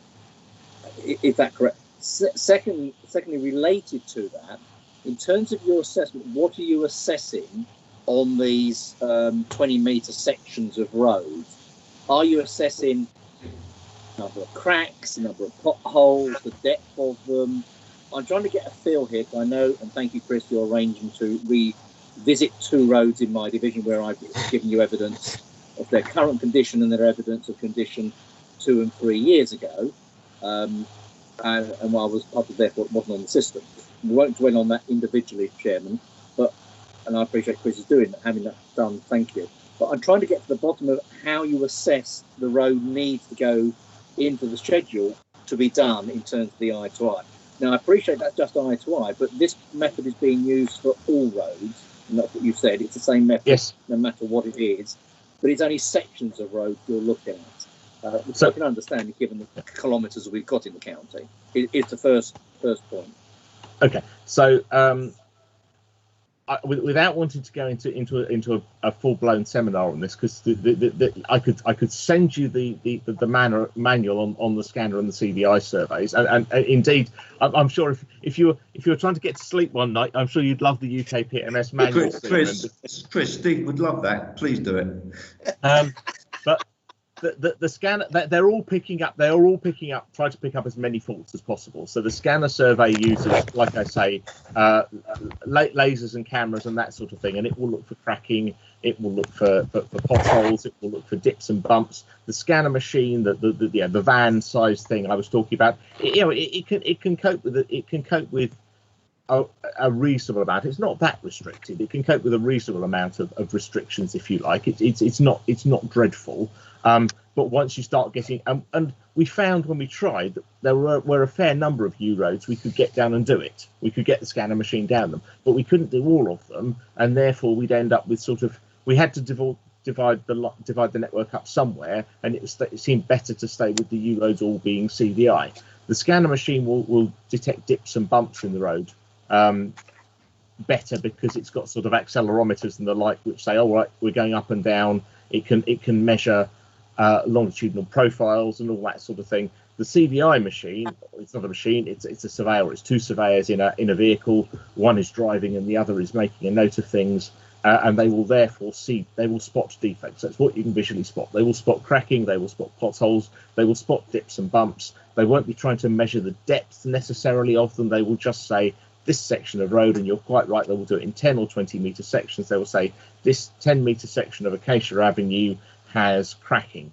Where is the cracking? How much is the cracking? It'll say the cracking is in the wheel tracks and it's present over a little bit, a lot, or all of that 10 metre section. And that's the sort of level of detail they're picking up. That data then gets aggregated up. We use it on the whole road section.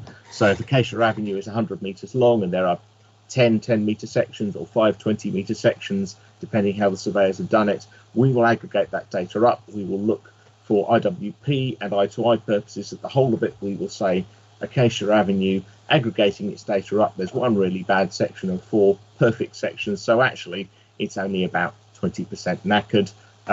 And that one then might go into the, actually, you know what, we probably want to leave that to Cat 2, or we want to look at that under Cat 6 or something. And then the one round the corner, actually, you know what, there's damage on all the length, or there's damage on 60% of it.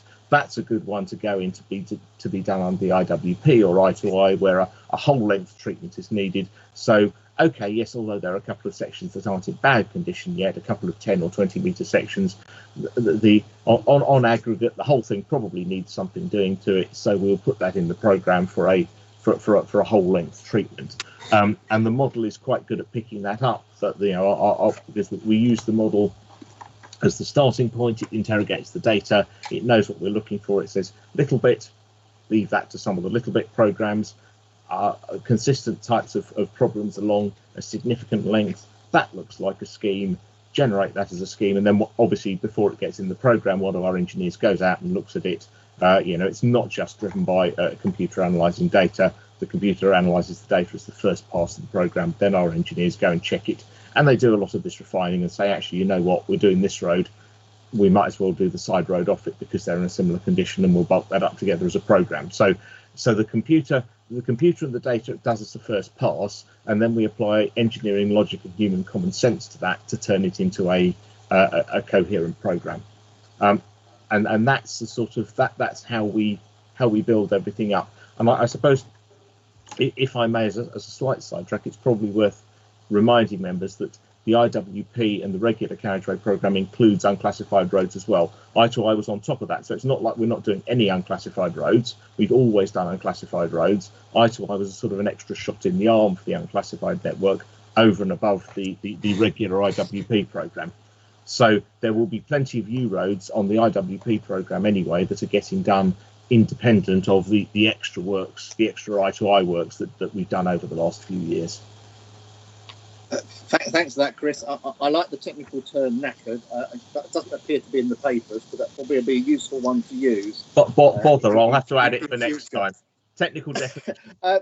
Yeah, and then turning to this part of it, I've got questions on other parts in the appendix. But on page 21, it specifically says here that the I2I initiative is currently head of profile. You were looking in terms of the profile, not you personally, but collectively, the council was looking in 2017 to reduce the proportion of poor unclassified roads to the current level, to the similar level to B and C roads. And the table 9 says the current performance, and I appreciate the indicators a year old, is 7% for U roads and 5% for B and C. So it's not exactly the same percentage, but they're currently ahead of profile, and then we're reducing the amount. Is there a potential danger that obviously when the 4 million that is still left, i.e. the 2 million that's being spread next year and the year after, drops off, we're likely to see a dip therefore because the I2I has dropped off? Is there a potential for that we fall back behind? So I can answer that. Just to clarify, it is 8 million, 4 million in year 1 and 4 million in year 2. And if you bear in mind, we spent 16 million, 21 million already. Yeah. And achieve what we've achieved. If we spend another 8 million, it doesn't take an Einstein to work out the conditions going to improve even further. So I wouldn't expect a dip. I'd expect a further improvement. Well, it's ahead of profile. You were planning to spend 37, with all due respect, Phil.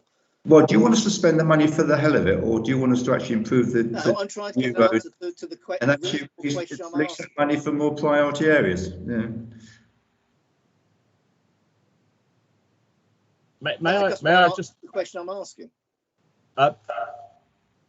May I just answer the refer to the point about the indicators, because I think it's probably worth clarifying in case I didn't make it completely clear in the report, for which I apologise.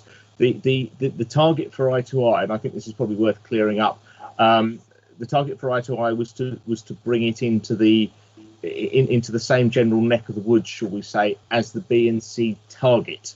The B and C roads themselves are now slightly ahead of their target. The target for the B and C roads is 6% plus or minus 2%. And I've so when we reset our targets a few years ago, we set ourselves to banding, and this is important because basically we're in a constant competition of the works we do. Roads deteriorate. Roads always deteriorate. So if we resurface a road and it's perfect on day one, it will deteriorate over the next 10, 20, 25 years to the point where something needs to happen to it again, even if nobody drives over it. That's balanced or bumps, if you like, because of the weather. So if we have a relatively mild winter, we don't see too much damage to the roads. If we have a bad winter with freezing conditions and wet conditions, then we will see accelerated damage. So the target that we have for our B and C roads, and this is if you like the dotted lines. If I refer you to the graph on page 18 of the appendix, the B and C road condition is shown as the red line, and the target for it is the red dotted line, plus or minus 2%. So we reset, we benchmarked back in, I think, 15-16. So from 16-17 onwards, our target was to not let the B and C roads, or indeed any of the other roads, get any worse. So the target for the B and C roads was 6%, but we acknowledge that they will go up and down depending on how much work we do and whether we have a bad winter or not. So we set a banding of plus or minus 2%. So effectively, it's 6% plus or minus 2%, which means anything between 4 and 8%. So hence, we have got the U roads have now come down into that banding. So they're now into that 4 to 8% banding, which is, sorry, a bit of a clunky way of trying to explain it, but that was what we'd agreed. And as Phil absolutely says, we put it in simple terms of we're trying to halve the number of the amount of U roads that need considering for maintenance. So we've gone down from 16% to below 8%. So however I want to present it, as officers, we felt we'd achieved the initial objective that we'd set out. So we felt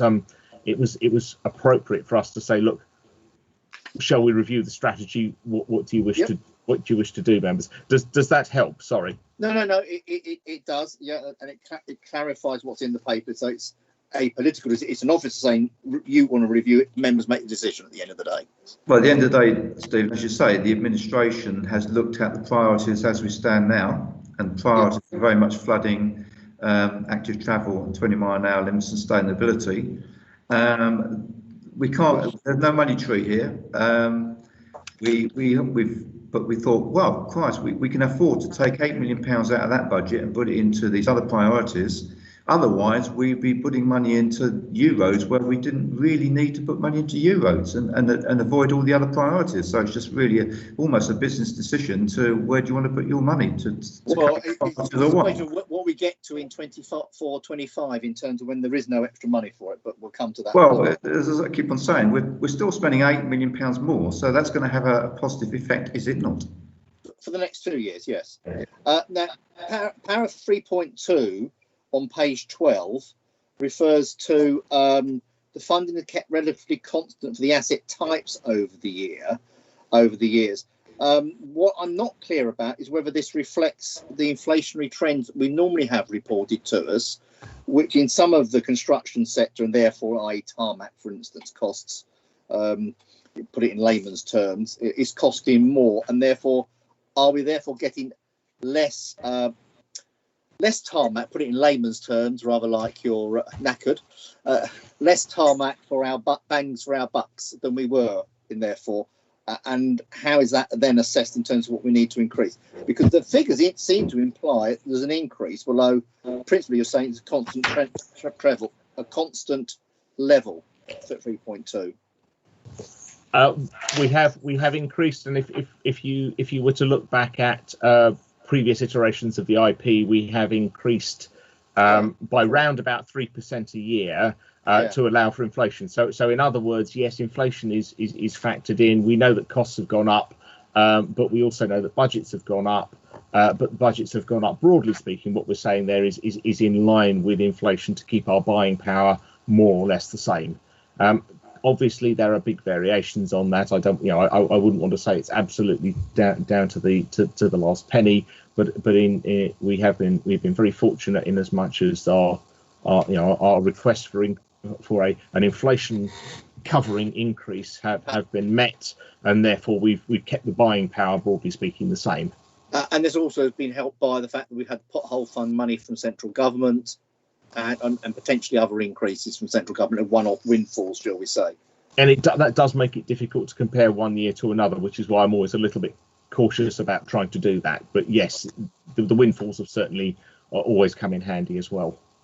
Can I turn to page 25, 5.2, and this is particularly regarding sustainable transport and footway deterioration model and life cycle planning model.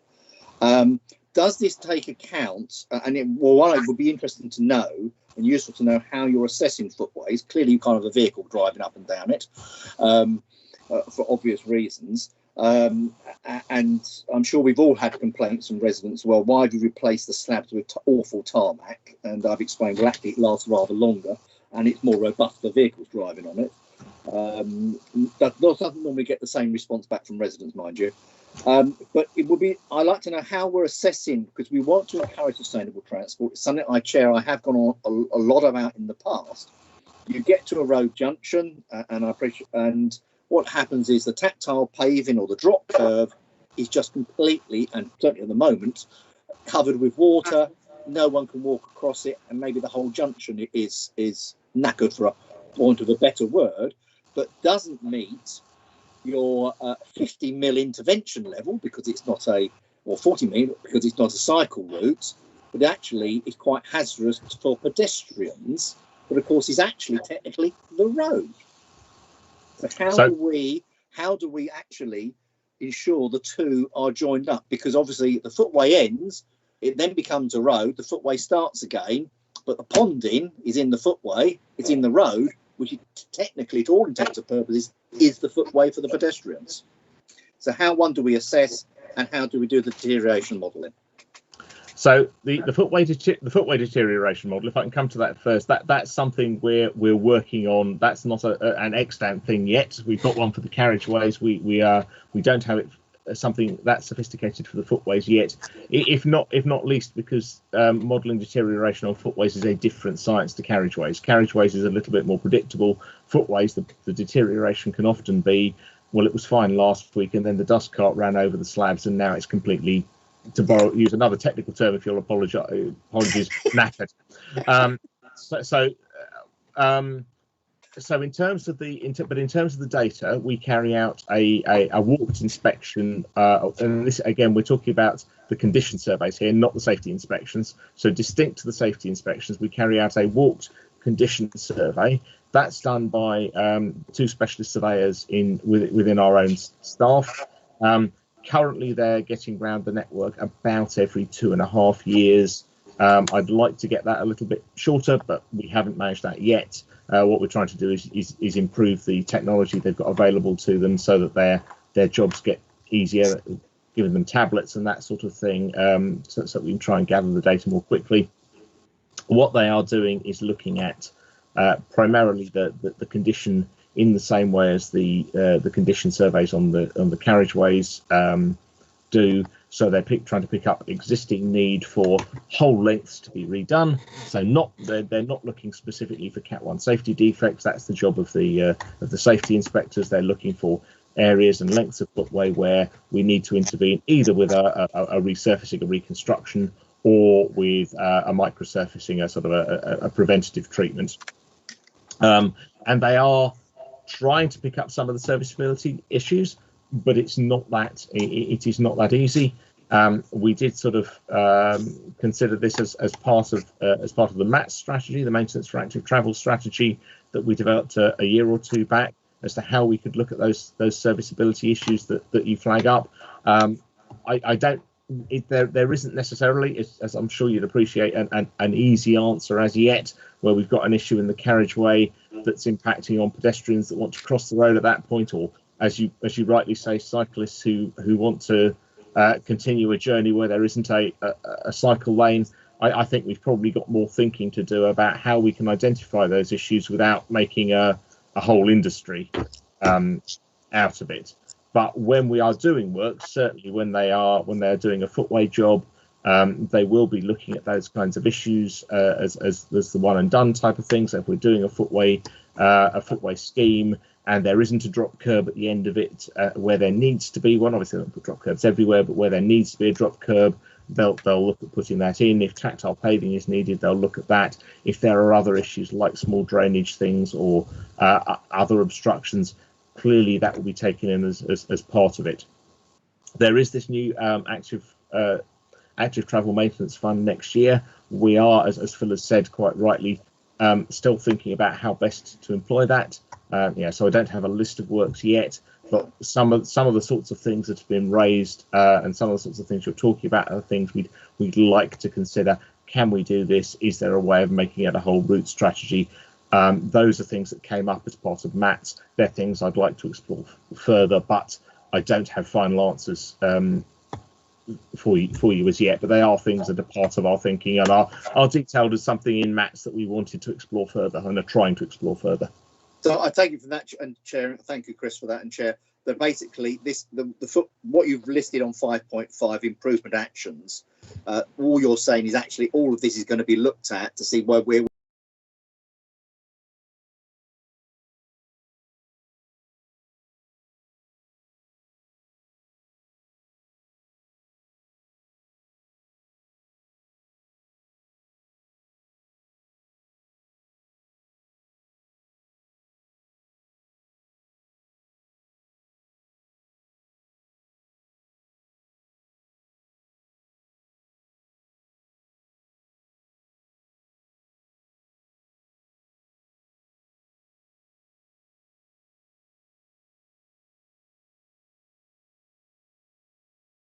I can't make promises at this stage that everything will be done, but it's stuff that we're looking at.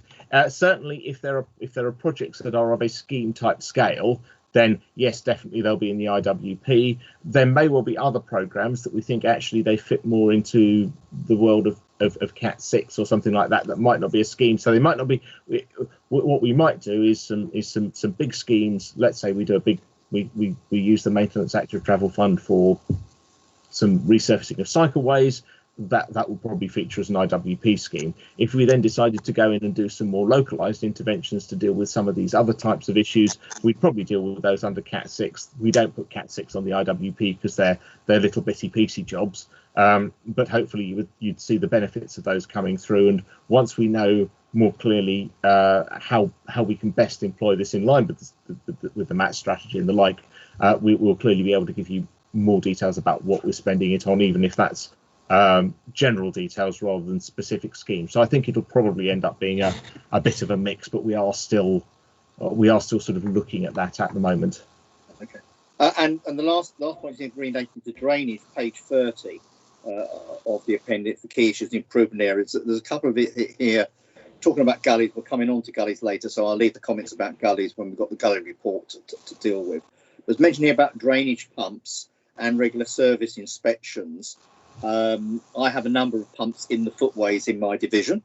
Bet other members have the same, which aren't just underpasses. So it's not just underpasses. So what is the programme for regular inspection? You can deal with that outside. But what was intriguing was this new term, super gullies.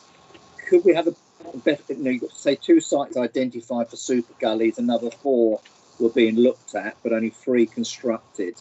could we have a better explanation as to what these super gullies, which is a new term for me, and hybrid gullies are? Is Peter, are you still on the call? Because Peter Simpson is more versed with this part of the service than I am. I can have a go. Certainly. I mean, if it's helpful if Peter's going to be here for the drainage one later, if those questions, Phil, can be answered later on, that's fine by me. I'll leave that to you, but that's probably best, yeah. Happy to answer a bit later, Chair. Yeah, thank you. But we'll come back to that, as long as you bear that in mind, Peter. Thank you. I'll Well, leave it at that. down in case we repeat it next time. Yeah, exactly. I'll leave it at that. Thank you, Chair. Okay, thank you. I don't see any more hands. So can I ask you to please vote on the recommendations? The panel's asked to note and comment which we have done on the Highways Infrastructure Management Plan and Asset Performance Report 2019-20, and to recommend to Cabinet that Cabinet agree the Highways Infrastructure Asset Management Plan and Asset Performance Report 2019-20. So you can vote, please. Thank you. And after this, we will adjourn for lunch for half an hour.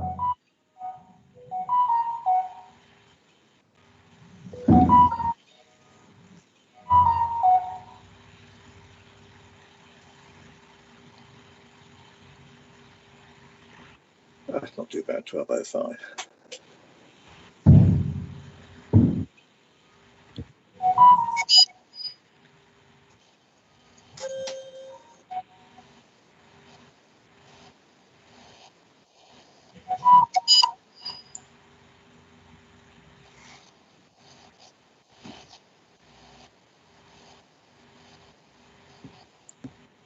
Okay, that's been agreed, thank you. So if we can come back, sitting down before, 25 to 1. So we will start live again 25 to 1, so if we can be sat down just before then, thank you very much.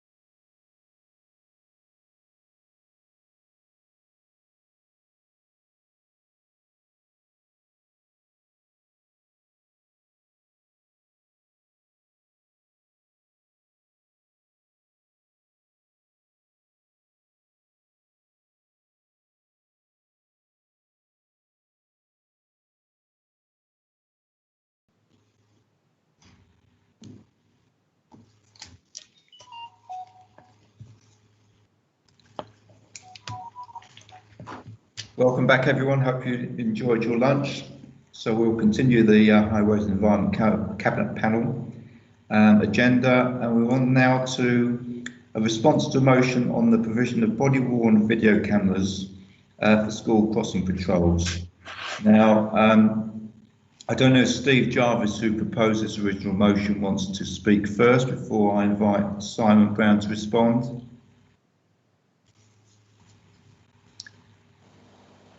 Yes, I'm happy to do that. Thank you. And this was, sorry, I'm just finishing a mouthful of my lunch. You got to this item rather faster than I expected.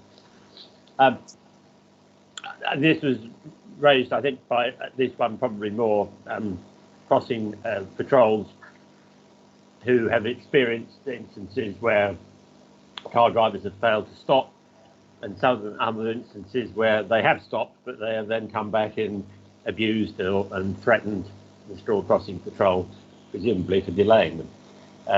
And I understand the present instruction is that crossing patrols are instructed to write all this down in a notebook.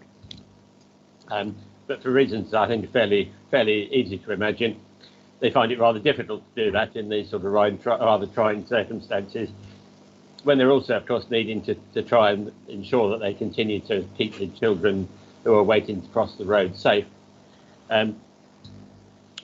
So it seemed appropriate to look at ways in which this could be made easier. I note from the report that there's been a fairly limited trial going on, and I think it's clearly the case that there will be some school crossing patrols which never experience any difficulty at all, and where the provision of this sort of equipment probably wouldn't be justified. But for those where there is, albeit a fairly low level of instances, this might be something that would be appropriate to provide. So I note there's a trial. I note the trial is proposed to finish fairly soon, and I suspect that school crossing patrols will have been suspended for the majority of the trial period. So it would seem to me to be sensible to look to extend the period of the trial. And I also understand that the trial has taken place in just one location, and it might be sensible therefore to extend the trial to more than one location to see if this is a mechanism by which we can make the lives of our crossing patrol attendants easier and improve the safety of the children in their charge. I think that's probably all I want to say at the present time. Thank you. Simon, can you sort of briefly respond with your report, and also, more importantly, cover the aspects of the trial, when it should take place, etc., to get meaningful data? Yeah, thank you, Chair, and thanks to Steve. Actually, you've covered quite a lot of probably what I'm going to say, but I'll keep it as brief as I possibly can. Hopefully members have the paper in front of them. I think pilot's quite a strong word. The introduction of a body-worn camera was simply a response to a number of serious incidents at a crossing patrol site in Hemel Hempstead. Thanks to our colleagues in Ringway, and following a risk assessment, we were able to borrow a camera from them, and that was deployed almost immediately following the incident. Under data protection, we informed the police, the school, and all the parents were informed by newsletter. Sadly, another incident took place, but the patrol was not in position to capture the incident, so members should be aware of that. As was alluded to, we have 150 crossing patrols. They do about 60,000 duties a year. They are required to report any drive-throughs or verbal abuse, and we average around 15 to 16 incidents reported a year. There is some national guidance that says any use of cameras should be on a self-selecting basis, and it is not advocated that we issue standard to every patrol. And as was alluded to again, the Hertfordshire pilot frankly hasn't proved conclusive. Lockdown has meant that the service has been suspended twice during the pilot period. It's no longer running at the moment. Just to make members aware of the financial implications, the current unit we're using is the same that's used by the constabulary. It is an expensive unit, but obviously when it comes to prosecution, there are some real issues about the quality of the footage, and we felt it prudent to use that level of camera. Cheaper ones are available and we could potentially explore those. So really the recommendations are there. Please note we have provision should we need to get additional cameras. We can borrow them off Ringway in the short term, and my recommendation is that I continue the pilot until, well, I've put the summer of 2021. I'm really hoping that schools are open long before then and we get some meaningful feedback. On the assumption that schools are opening is delayed, would we be happy to actually extend that period? Yeah, my view is yes. I think that there's a couple of pieces of work. I take on board the fact that perhaps we get another camera out and try and widen the remit. I also want to get some feedback from patrols. I have had some anecdotal evidence that several would not be comfortable wearing a camera, given that they feel it would change the relationship between parents, children and the patrol. Again, as was alluded to, many patrols operate for many years without any incident whatsoever. Okay, thank you. Stephen. Thank you, Chairman. And obviously, slightly disappointed we didn't have someone who is a school crossing patrol be able to address us, but that's another issue. In terms of recommendation to make it, I think, as Steve Jarvis has already alluded to, can I formally suggest that we give a note, even if some of the schools go back on the 8th of March, which I know is an aspiration of many people. I think it's unlikely to be before then. They're not going to be full in any event. I would think it's far more feasible. No, we're not going to get one term in necessarily to have, say, winter of 2021. And no, I'm trying to be reasonable here. And as Steinman has just said, I think it's equally reasonable, given we've only got one location where this has been done. I understand it's in Hemel, that officers choose another site somewhere else in the county, acquire a camera from Ringway, and then we have a more meaningful data over a longer period from two sites. And it may well be the conclusion, actually, we only need it at a site if there is repeat offenders and it's an issue, or whatever. But we can make that decision, or members can make that decision subsequently. But I think a longer period of trial and a second site, certainly a second site, is I think much more appropriate. I was taken back, as I know Simon indicates, the cost of these, because I looked this up on the web, and you can get a body cam for less than £50. I appreciate they probably won't be of same quality, but this sort of version that's been indicated in the report here, and I appreciate probably the 700 here, I'm trying to find it now, is also includes the back office costs. But this appears to be available on Amazon for £150. Now, whether it's exactly the same quality, I don't know, but obviously that can be part and parcel if officers were to recommend that some school crossing patrols they can equally investigate further costs. And of course, in another 9 months, those costs may well have come down in any event. So that's a formal proposal, Chair, and I hope that everyone can agree it so we can move forward. I'm perfectly understanding and agreeable to extending the period if schools don't go back in timely fashion. I'm just wondering what your comments are on the second site, Simon. I'll approach Ringway and see if we can get another unit. Obviously, that they are primarily used by their road workers, who are equally, I think, actually subject to far more abuse than my school crossing patrols. But they did make the offer. I'll explore that if members agree. Yeah. Okay. Richard. Thank you, Chairman. I came in just at the right moment to hear what Simon Brown said, and it came up in the report as well. This is the question of the reluctance of school crossing patrols, some of whom have declined use of the body-worn video camera, and as I think was just said, they feel it would affect their relationship with parents. I think what our role should be here is to politely yet firmly ask the constabulary to make sure that in such a case, and they will have to make the judgment as to whether this is a serious, repeatable offence or just a one-off. But I think the police should react very swiftly in such cases by deploying, say, a PCSO or such other officers as they can, to make it not possible for the school crossing patrol to become involved in what may be criminal or serious anti-social behaviour. It could well be very difficult, I can imagine that, and especially where, as I know here in Welling, we've got one school crossing patrol who's been appointed by the school with a bit of help from me, and it's like a trial period. Well, the last thing we want is to ask that person to have a body-worn video camera. I think it would terrify her, and it would disrupt the whole thing. I do think the police have got a role here, and in the old days they would send a police officer along and he'd just stand there, and his very presence would be enough to prevent foolish behaviour, and if anything did happen, he'd use his police powers. Thank you, Chairman. Jeff.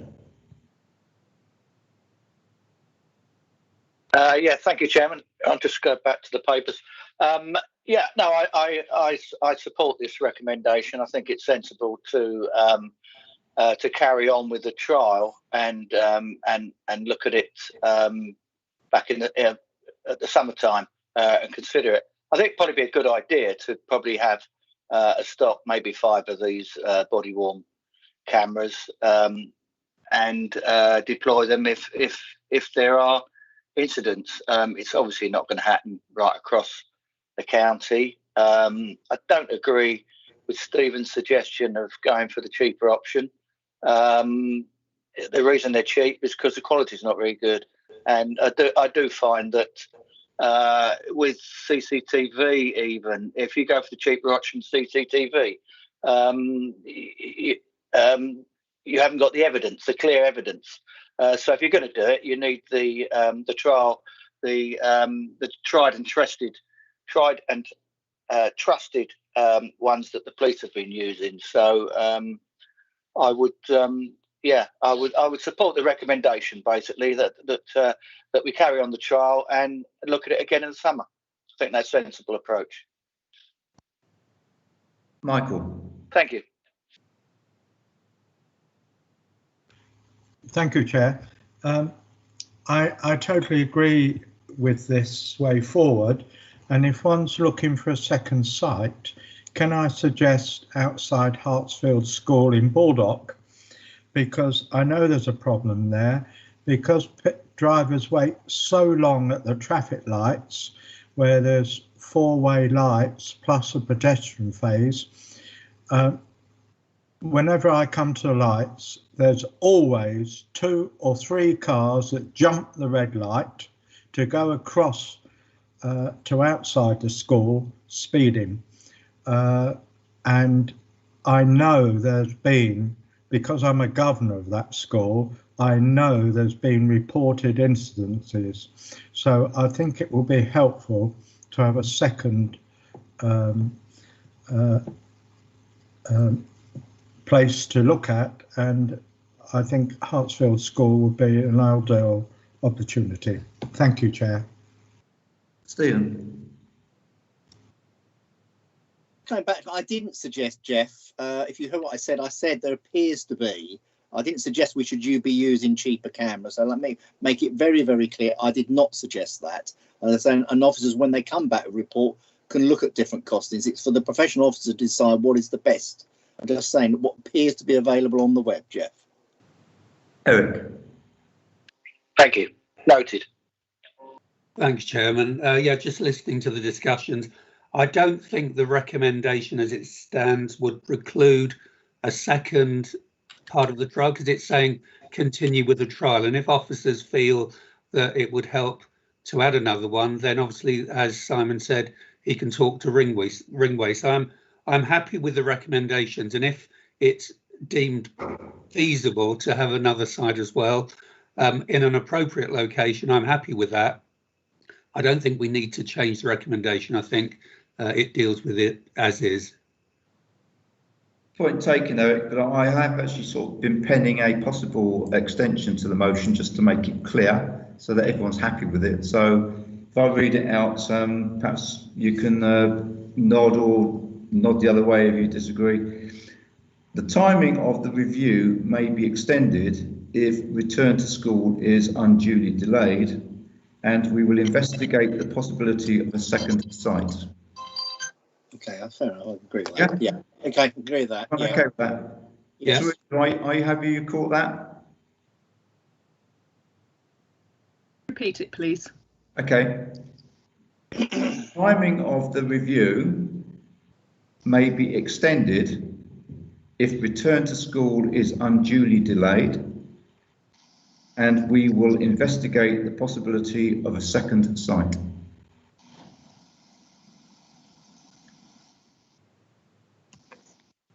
I think the only thing I'm sure officers will say doesn't need to be in the wording, Chair, but of course if it's a staggered return, I think what we do need to have is that the school is fully operational, because you may well be, as we've had in last year, it was a very staggered return and certain year groups weren't going back, so we could end up only having primaries and year one, well not year 1 and 2, you know what I mean, the younger children back and the seniors not. So I'll leave that entirely up to the officers. I think the officers are savvy enough to actually pick up that nuance, but exactly. I'm concerned that Teresa actually has got the text of the extension to the motion. Sorry? Have. Thank you very much. So can I ask that we therefore vote on the recommendations as amended? The Cabinet panel note the contents of the reports and recommend to Cabinet that they note facility already exists for additional cameras to be issued in an emergency, i.e. at sites reporting failed to stop at verbal abuse. Due to inconclusive results, the suspension of the crossing patrol service during the 2 lockdowns, the current BWVC trial continues in order to collect more meaningful data, and a further review is undertaken in the summer of 2021 to consider whether a wider roll out is appropriate and warranted, plus the words we've just agreed. Thank you.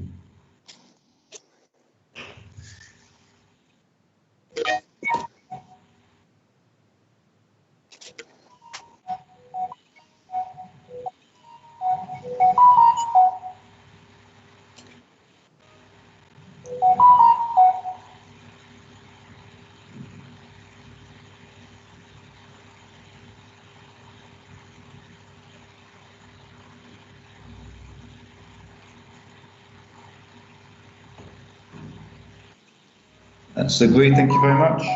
Right, we now go on to the response to block drains, gullies review motion. Before Peter gives his report, I'll invite Stephen, who posed this motion originally, to speak to it first, yeah?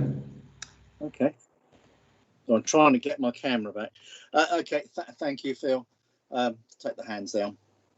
I think possibly what I want to concentrate on is what is not covered in the report, which is the last paragraph of the motion.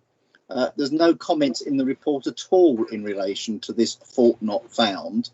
I had to say I do dispute the figures, and I have been emailing Peter this morning. I've now got some photographic evidence, because it would appear on the basis of the figures in paragraph 5.6 and 5.5, all of these 9 that weren't done within the 13 months all happened to be in Oxley Hall ward, because I've now got evidence that they weren't done. But anyway, I'll deal with that outside. I mean, I do have question marks about the figures. But the bigger issue here, and we discussed it at a pre-meeting with officers, so it's not news to them, is over the issue of a fault not found and how unhelpful that response is, and whether there needs to be a tweaking, not necessarily to the fault reporting system, but a tweaking to how these are dealt with. And I'll give an example here. A main A road, yes, it is in the Watford area, had the outside carriageway completely blocked with flood water, and I suspect it's a blocked drain. 4 days later, I get the fault not found. Well, of course, the water has drained away. Fine, that's good. But it's a main A road where vehicles can drive and are legally allowed to drive 50 miles an hour, and obviously some do excess of that. Now, if they hit that water, which is completely blocking the carriageway, they can aquaplane, and we could end up having a very serious, if not fatal, accident. Now, it's fine the water's drained away, but of course, why we have this, and of course, I can't necessarily stand in the middle of a dual carriageway and check whether it's a blocked drain, but it can be looked at, certainly when the grass cutting regime is undertaken with the carriageway. That clearly, to my view, is slightly more important, I have to, with all due respect to any residents who may be listening, to a blocked gully in an end of a cul-de-sac with very low traffic speeds. So I think it's a question of saying, actually, where we've got repeated faults here, and the officers have gone out a few days later because they couldn't do it within while it was still flooded, because they had a higher priority and found fault not found. But if it's reoccurring at these locations, it perhaps then does need to go onto the list, because all it came back was fault not found, please report it. Yeah, well, I will report it the next time it rains or we get snow over the weekend, and no doubt I'll get the same report back as I have done on previous occasions on this particular A road. Now, that's not addressed, I think, in the report. So I'd like to see how we are going to deal with that in future, because I think this is one point we are missing out. And if I was a resident getting that back, I mean, I know how to escalate things and take things forward. If residents got that back, they, oh God, they don't know what they're talking about. They're a load of old so-and-sos. I'm not going to bother ever again. I'll leave it at that for now. Thank you, Chair. Okay, Peter, do you want to give your piece and perhaps cover that point from Stephen? Of course, thank you, Chair, and good afternoon, everyone. So item 7, the purpose of the report, if I can just cover just some salient points in the report. I won't go through everything in there, and then happy to take questions afterwards. So the purpose is the response to the motion, and in the summary, the report proposes to continue with the current approach. In the background of the report, you can see there's been several improvements over recent years, and mindful of what Stephen has just said and what we heard a bit earlier in panel regarding the high amp and the proposed drainage strategy review, and there's another item on the agenda concerning flooding. Then, and also what the chairman mentioned a bit earlier about the need for a cohesive approach. I think that what Stephen has just mentioned will probably fit within that proposed review going forward, and I'll come on to that a bit later. So there has been some improvements with regard to the service. Within the current approach, we mention in terms of maintenance of highway assets, and those include drainage, that includes a reactive and a planned approach, and that planned approach can include ad hoc or cyclical. It could include where we batch works up, but that is to ensure that the highway is safe and operational, and we do have regard to people and property and to risks and needs and so on. That's on the maintenance side, but also we also heard a bit earlier where investigations might lead to improvements to the drainage assets. And that's quite fundamental about the timing of those investigations. And I think Chris mentioned a bit earlier as well, we have finite resources, so we have to prioritise what we do going forward, not just for maintenance, but for those improvements. And particularly with drainage, it can be very complex. There's multiple stakeholders involved. So that investigation is quite critical. Just on paragraph 5.4, we mentioned about the number of gullies dug out. We've done about 2,000 to date, and we're on programme to do about 3,000. But the key here, it's now part of our planned approach. We are one of only a few authorities that have a planned approach to dealing with gully dig outs. Many are on an ad hoc basis. So that's I think is an improvement. It's on more a planned approach. And you can see we've resourced up to deliver that in terms of the feedback we get from the public, as well as what we identify ourselves through various inspections. And the performance is about 97% in terms of those levels of service that we currently have, which is to dig, attend to a dig within 12 months of being reported. And it's noted that there are some that are beyond that, and we've made some comments in the report about those, and what I will do is respond to Stephen separately about the individual cases. So we will investigate that and come back to you. But I think that those improvements also demonstrate, it's far more transparent now in terms of the information. And also in terms of responding back to customers, the report highlights that about 82% are responded back within 15 days in terms of that performance there. Just turning to the point regarding the fault not found, we do appreciate and value, and we do use that intelligence that comes from the public.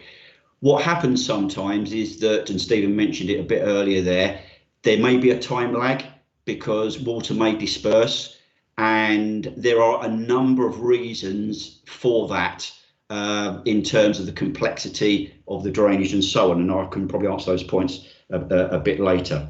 So those are the main aspects I sort of wanted to cover really, and it's also the connectivity between how we deal with and what we receive from the reactive side, and how we can best use that intelligence in a timely way, and how we prioritise it given the resources, and feed that into the planned approach. And in some cases that might lead to improvements, but that will be based on those investigations.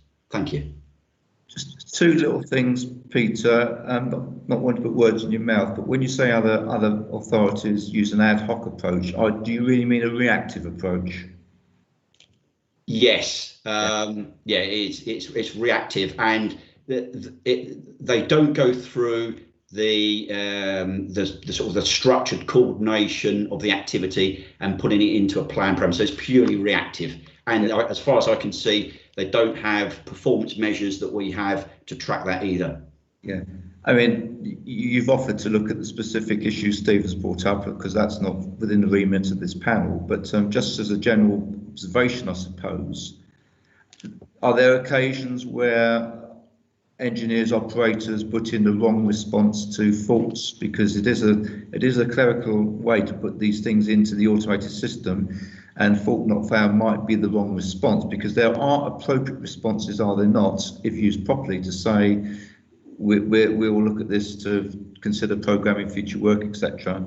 But I do accept there can be cases, and I get cases around my way, where yeah, you get a flood, but in 24 hours it's gone. So by the time the engineer gets there, it's gone. So certainly there will be an element of human error in terms of inputting data.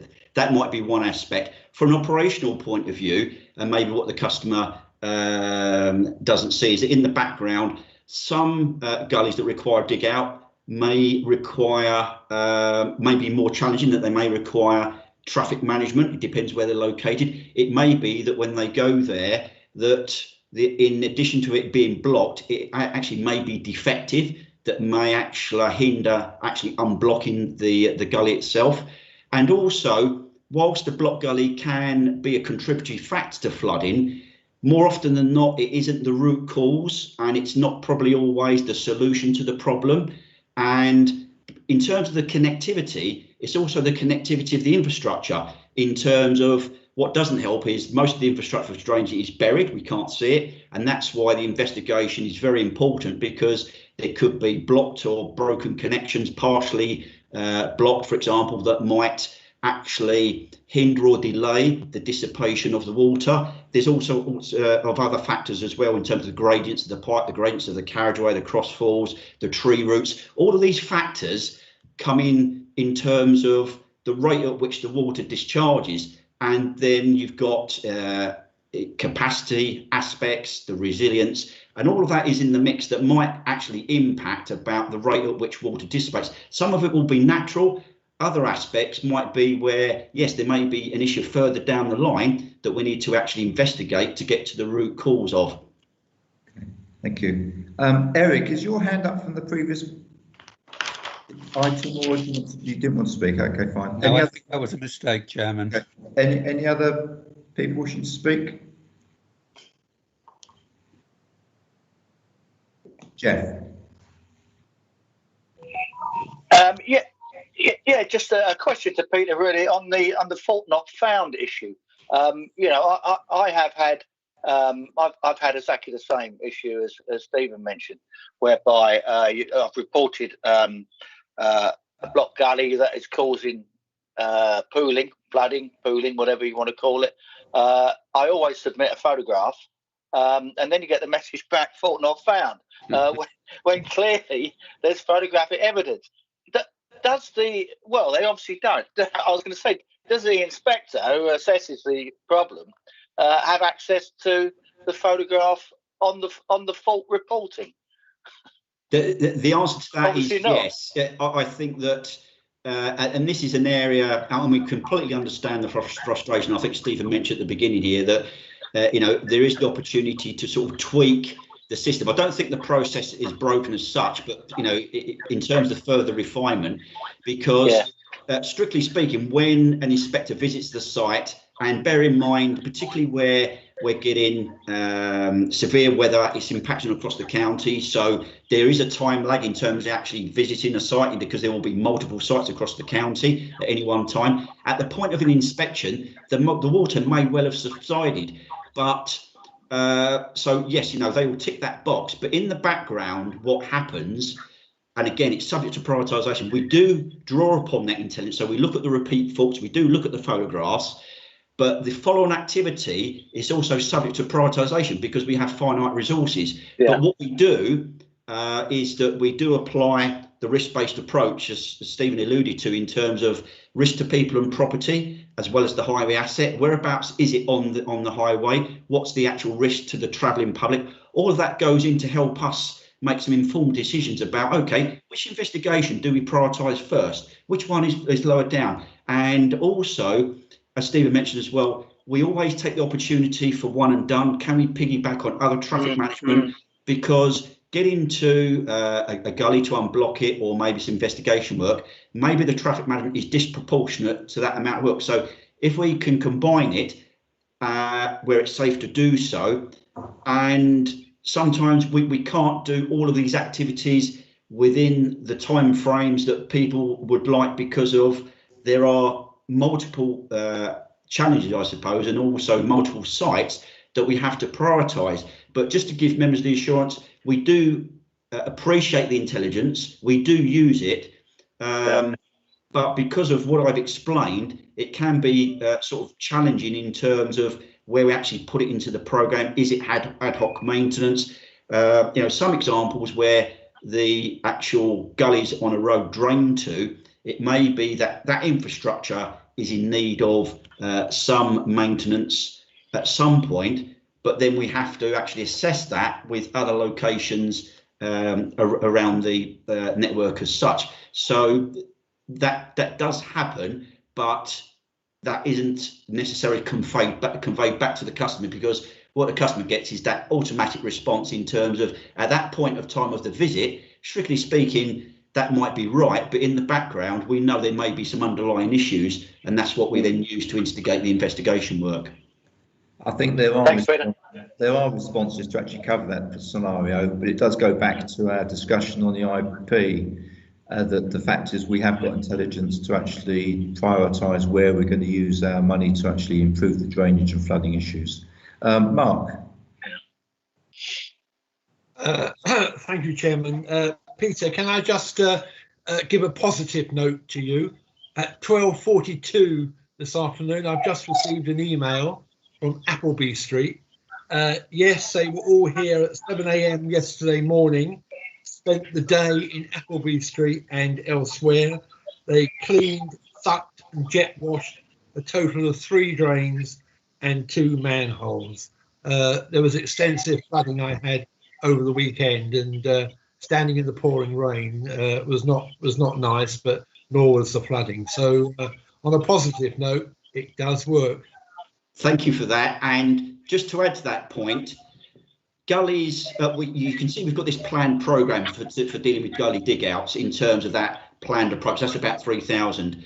Within that, there may be a number, or in addition to that, where the gully is dug out, but via another route. It might be through a Vactor unit, for example, that is booked up for the day. They go to several different sites, and along the way, they're jetting out, they're unblocking the gully, job done, which is really good. It may be done through a Cat 2 type activity or a Cat 4 scheme. We, again, wherever possible, we'll try and have a one and done approach. So, for example, if we're doing a road surfacing scheme, can we do some routine maintenance activities at the same time because of the road closures, etc.? So can we actually unblock the gullies if they need to be unblocked? Can we clear them and empty them? Because then it's more cost effective. So there are different avenues to achieve the same outcome in terms of actually dealing with those. Some might be quicker than others because of making use of those opportunities.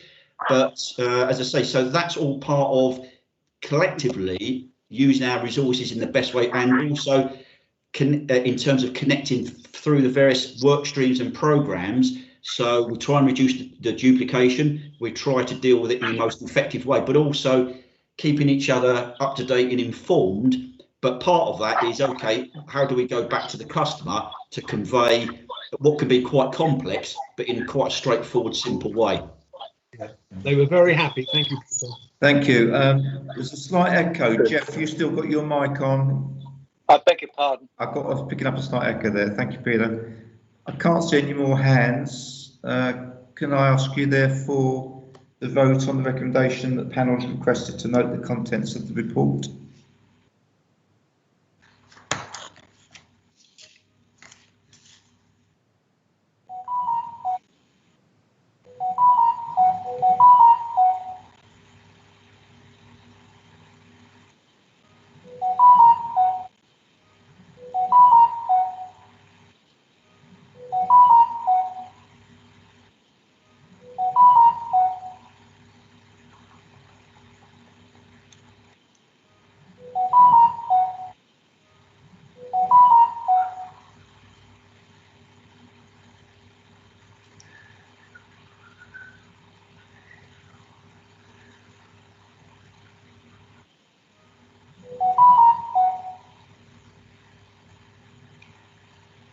Okay, that's agreed, thank you. Right, the next item is the 2021 flooding and Hertfordshire County Council's current response.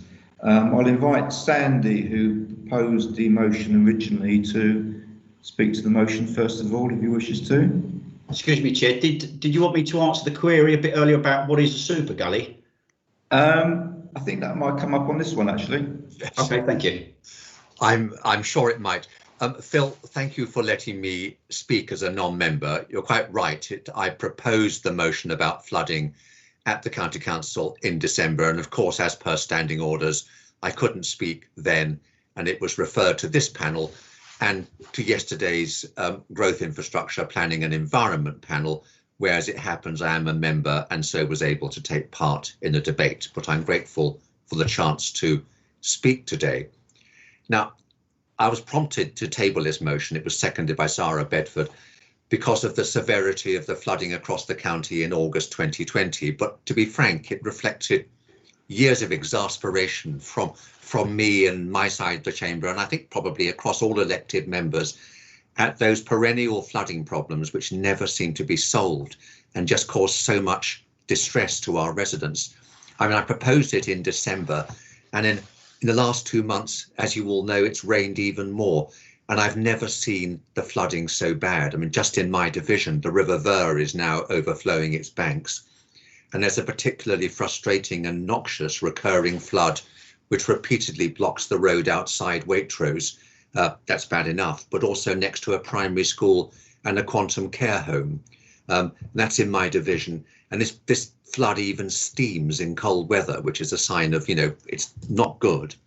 We finally got a VACTA unit to attend that site, so tick, that got done. All the highway assets were cleaned out, and it's clear that the problem lies with Thames Water's infrastructure, but we just seem to be getting nowhere with them, and that's why you will recall in December, I asked you how well the interface worked, how it worked indeed, between ourselves and Thames Water. And you were kind enough to provide an answer and to circulate that to all colleagues. But I'm afraid, whatever the protocols may say, it just seemed to be a continuation of a conversation of the deaf between ourselves and Thames Water. And I'll just say in frustration, I've now written direct to the chairman of Thames Water. She's called Miss Sarah Bentley, by the way, if anybody else wants to know, and received a reply almost by return. And they're all now scuttling around there. But I shouldn't have to do that, and we shouldn't have to do that. And it's a sign of failure across all the statutory bodies and statutory undertakers. And the world is changing. The climate crisis is real. We as a county council have passed a motion to that effect. These flooding incidents can no longer be passed off as once in 20-year events that we just have to live with. They're the new normal, the new frequent. I hope all members of this panel have now completed their training on carbon literacy in a box. You know, we're all supposed to be taking that training. And so you'll all remember that a warmer atmosphere is able to hold more water vapor, leading to more intensive rainfall. So these deluges and the consequent floods are the canary in the coal mine for climate change. And even if we stop all carbon emissions now, which we can't at the snap of a finger, there's enough carbon in the atmosphere for our planet to continue to warm for decades to come. And that means more intense storms and more heavy rainfall. And there's even a risk that we've gone past a tipping point with feedback loops potentially making things worse with great rapidity. So what I want to say, having looked at the report today, the most depressing thing is paragraph 8 on page 268, where it says financial implications. There are no financial implications arising from this report. And it beggars belief. We're not keeping up with the current challenge, and it's evident from the science that it's going to get worse. Steady as she goes simply doesn't cut it. So I think we just have to do better, and I'll leave it there and look forward to your debate. Thank you. Thank you. It looks like, Joanne, you're going to take this on as you've come on camera. Is that right? Take your mic off. Yeah. I thought it was going to be Sian, actually. So did I, but your face cropped up, so I'm being polite, you know. But if you'd like Sian to take it on, please let me know. Hi, Sian. There you go. Yeah, please just briefly talk to your report. And I noticed that statement about the financial implications as well, Sandy, because I know there are severe financial implications, and that's why we're pumping a lot of money into the issue. So perhaps Sian could actually clarify what you thought when you wrote those, because it might have made sense to you and what you wrote. Doesn't make sense to members, bearing in mind we've got to spend a lot of money on our drainage issues. So over to you, Sian. Thank you. I'm actually going to have to refer to John or Simon on this one. Well, Sian, take us through the report and then I'll pick up the financial bit. Okay, thanks, Simon. So this report is written in response to the motion. It's shown in section 4.1 within the report. This report has been put together by the flood risk management team to demonstrate the response to the recent 2020 flooding and how it's being addressed in relation to flood risk management, highway drainage and improvements in development related to infrastructure. The majority of the data represented in this report is from August 2020, where the county suffered several summer storms, which brought high intensity rainfall to Hertfordshire. Prolonged rainfall but much less intense rainfall events were experienced in October through to December. Altogether, there were over 3,000 incident reports to Hertfordshire County Council from August to December. January flooding reports are still being collected, so the impact of this flooding event is not yet known. However, from these reports, what we're really focusing on are the properties that have been internally affected, which majority of these properties will trigger the need for a Section 19 investigation as described in the report. The report also touches on the highway procedures that are carried out to reduce flood risk, as well as how Hertfordshire County Council is seeking new opportunities to increase resilience to surface water flooding through implementing SUDs in new and existing developments, which will help reduce pressures on current drainage networks. The report also links to several strategies and action plans that support the work that the County Council are carrying out, and that will provide further data and research that can be used across Hertfordshire. So, for example, the Natural Flood Management Initiative, which will help develop our further understanding of natural flood management practices and how they can be implemented into Hertfordshire in a successful way.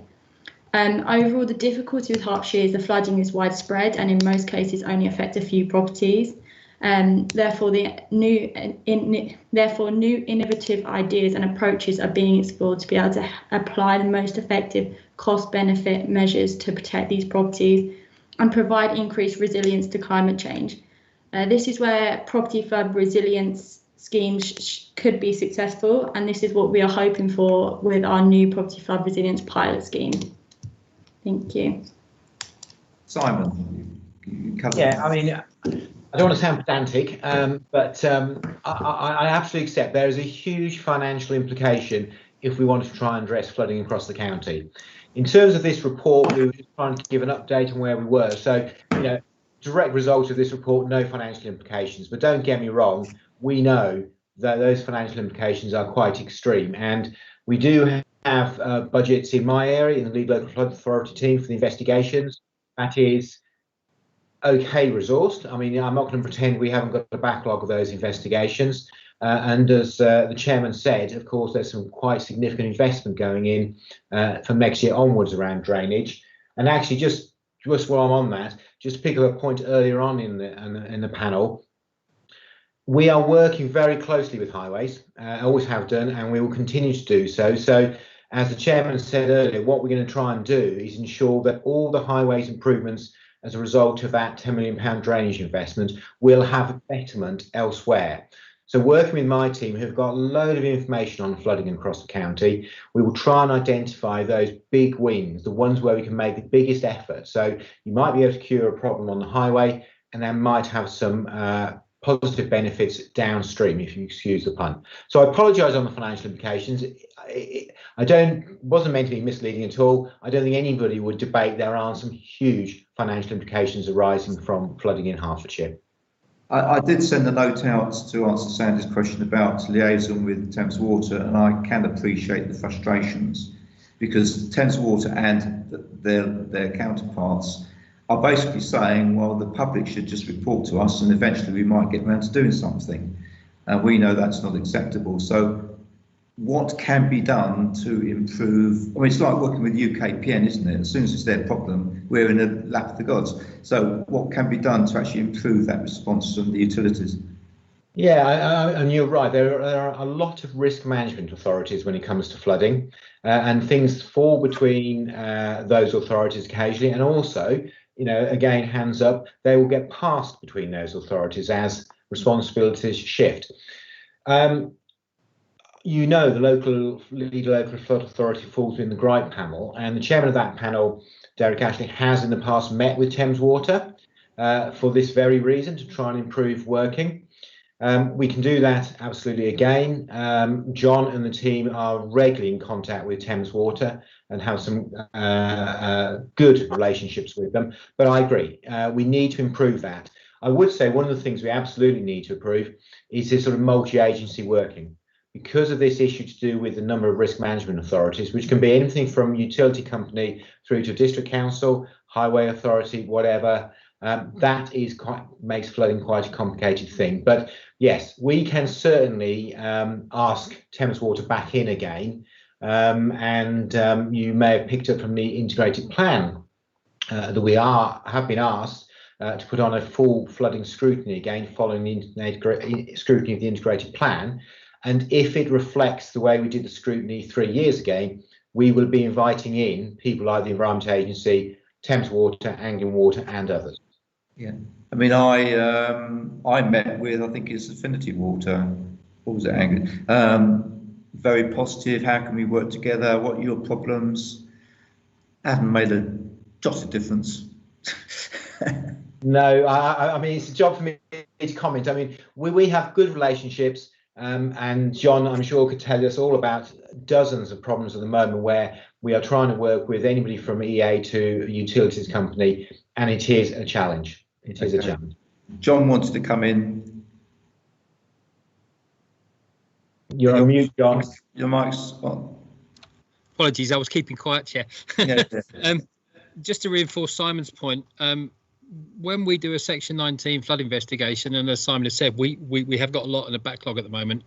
If there is an indication that Thames Water are involved, implicated, or could play a role, they will automatically be talked to by us to determine what their response has been and what role they could play in any future solution. It doesn't guarantee their involvement, but it does mean it does get addressed, and we do ask them to respond. So again, I would say if members are aware that we're doing Section 19s and they think Thames are part of the solution, if they let us know, we can make sure that they are contacted, and we have contacts at both operational and senior management levels. So for Thames in particular, but also for Anglian as well, if that's needed. Whilst on the subject of flooding overall, how robust are we with the LPAs and the building inspectors to make sure new developments actually improve drainage rather than make it worse? Well, I'll just quickly give an example from a sort of bit of a layman's point of view, and then let John pick up a little bit more of the detail. What has always struck me as rather peculiar is that the advice given by us as the SUDS team, and that's statutory advice, so we have to give it, so to speak. The local planning authorities can choose to ignore it. They don't have to follow it. Now, that's getting better. I think John will agree that local planning authorities are getting better now in following that advice. But John, do you want to give a little bit more detail? Yeah, very quickly. Obviously, for all new major developments since 2015, the County Council's team in the Lead Local Flood Authority has provided bespoke advice to the local planning authorities. That's all 11, including the County Council, on the drainage implications for new development, and we adjudge those against a set of nationally agreed standards that are published by DEFRA. In defence of the local planning authorities, they very rarely go against our advice, much to a lot of developers' annoyance, because we take a very rigorous approach, and the standards that new development are held to are much more stringent than what is currently in place, and that can be part of the problem, because new development is, in my view, much more robust than the existing drainage system. The problem is it's often having to use the existing drainage system to do, as Peter Simpson mentioned earlier, ensure the water that arises gets to a suitable point of connection to either the river system, groundwater, or wherever it's going. So for all major development, that's 10 units or more, 1,000 square metres, I would hope the system is robust. That doesn't mean that the system for smaller sites is robust, because there it's a matter for the planning authority, and the LLFA aren't involved. And I would say probably in the majority of circumstances, some of the surface water issues aren't necessarily considered to the full extent for minor sites. Thank you. Eric, you wanted to come in? Yeah, thank you. I can relate to a lot of the comments made, and I think I believe I have a good relationship with Ringway, and they've done some great investigative work. And in my experience, where we've had major floods, it has turned out to be Thames Water, because when they've actually done what they need to do, the problem goes away. I think for me, the issue is also the nature of the weather patterns, because these things do take a long time, or a reasonable amount of time, to get to resolution. And of course, you could have a flood one week, it could be dealt with and drain away. And then, of course, the weather pattern causes it to come back. So I guess the scrutiny would be really useful, because it will actually get all of the agencies talking about how these can be dealt with. I think the other side of it, because we're all accessible to residents now in so many ways, not just letters and emails and telephone calls, but instantly on social media, it's how we can explain what steps are being taken, so that we can say, look, we're aware of the problem. I feel I'm pretty good through experience of doing it, but it can be difficult sometimes when something recurs, and then people say, well, why haven't you done anything about this? So it's about giving people a sufficient amount of information so that at least they can understand something's being done. Thank you. Stephen. Sorry, I had my camera off. Yeah, it was really just to come back in on some of what's going to go forward in terms of investigation. I'm here, we're looking at more long-term flooding. I know one of the reasons that Sarah had proposed this, and she's not been well this week, which is why she's not here, and only just come out of hospital, is that we have long-term issues that regularly occur. And I think this was highlighted, runoff from farmers' fields. Would you believe it, in my district patch, I've got rural areas an end of a road always floods because it's a runoff from a farmer's field, and the mud gets in the gullies, and therefore the road ponds, and inevitably, as there has been this week, road closed sign goes up. And in my urban area, I've got two very big flooding issues, Water Lane being one of them, still closed after nearly a week, where the water level it's under a bridge, and obviously the water level on the river is too high. Now, it's been like that, not recently, but actually in the case of Water Lane, and I've got photographs from 1906 that have been sent to me. So it's an ongoing issue, and it's not just climate change. I appreciate what's being said about the bigger schemes, and obviously we'll come on to these super gullies perhaps, and we'll get some information about those. It does seem to me we have with opportunity with big developments to do things in potentially, and I and others will have taken, well, refuse all the planning permissions there, don't build anything, and then nothing will flood. Well, we know that's not the case. Because actually new developments we can build in attenuation ponds, big schemes. I've got a housing development of over 100 homes in my patch. It used to be very pondy and wet. It's got big attenuation ponds that have done a brilliant job, and now it doesn't flood. So it can be done quite clearly. But I do feel we're missing a trick perhaps on the smaller scale. And I come across this where people convert their front gardens into crossovers, take away the grass, take away the shrubs. It's all tarmacked. There's a level of disengagement between the district authority and the county, because I've had this in a conservation area, would you believe, where they should have put in a strip along the edge of the new crossover they put in to allow the water to drain, but no, they didn't do it. Planning authority didn't ask for it. The county didn't ask for it when the crossover went in, and it's fallen between two things. So what happens is it rains, the water pours off the house, down the gullies, across the drive, all across the footway, into the road. The gully's blocked with the mud off of debris off of the drive, and we have a ponding issue. Now, these are very minor, very local, but they all add up. And the question is, how can we deal with those? Because they're all contributing to a smaller and greater extent. I appreciate the bigger ones. You're talking hundreds of thousands, maybe even millions of pounds to do big schemes to solve Water Lane, if you could ever solve it, or put in pumps under underpasses and subways. But actually, we also need to be dealing with the smaller ones as well. Thank you. I would suggest that someone actually feeds back to perhaps Steve Johnson on the sort of vehicle crossover issue, because that can be part of perhaps licensing or approval of VXOs. That's a technical issue which we're not going to solve here. So if you could do that for me, that'd be great. Observation. Farmers' fields, yeah, a lot of it's down to water coming off rural expanses and farmers' fields. And interesting, one of my not cabinet colleagues, but one of my colleagues is very into farming and all things similar, and he says there is research or a move towards a different kind of ploughing, so that the furrows go in a different direction to reduce flooding instances. So that could be an answer to an issue. But I'll leave that to actually Simon and his team to actually consider going forward. But I thought before we go on, should we get someone to tell us what a super gully is, because this keeps on coming up. Don't look at me. Please. I think Peter. Thanks, Chair. I think I volunteered, but you built it up. I don't think the answer is going to be that super, actually. Just before I get onto that,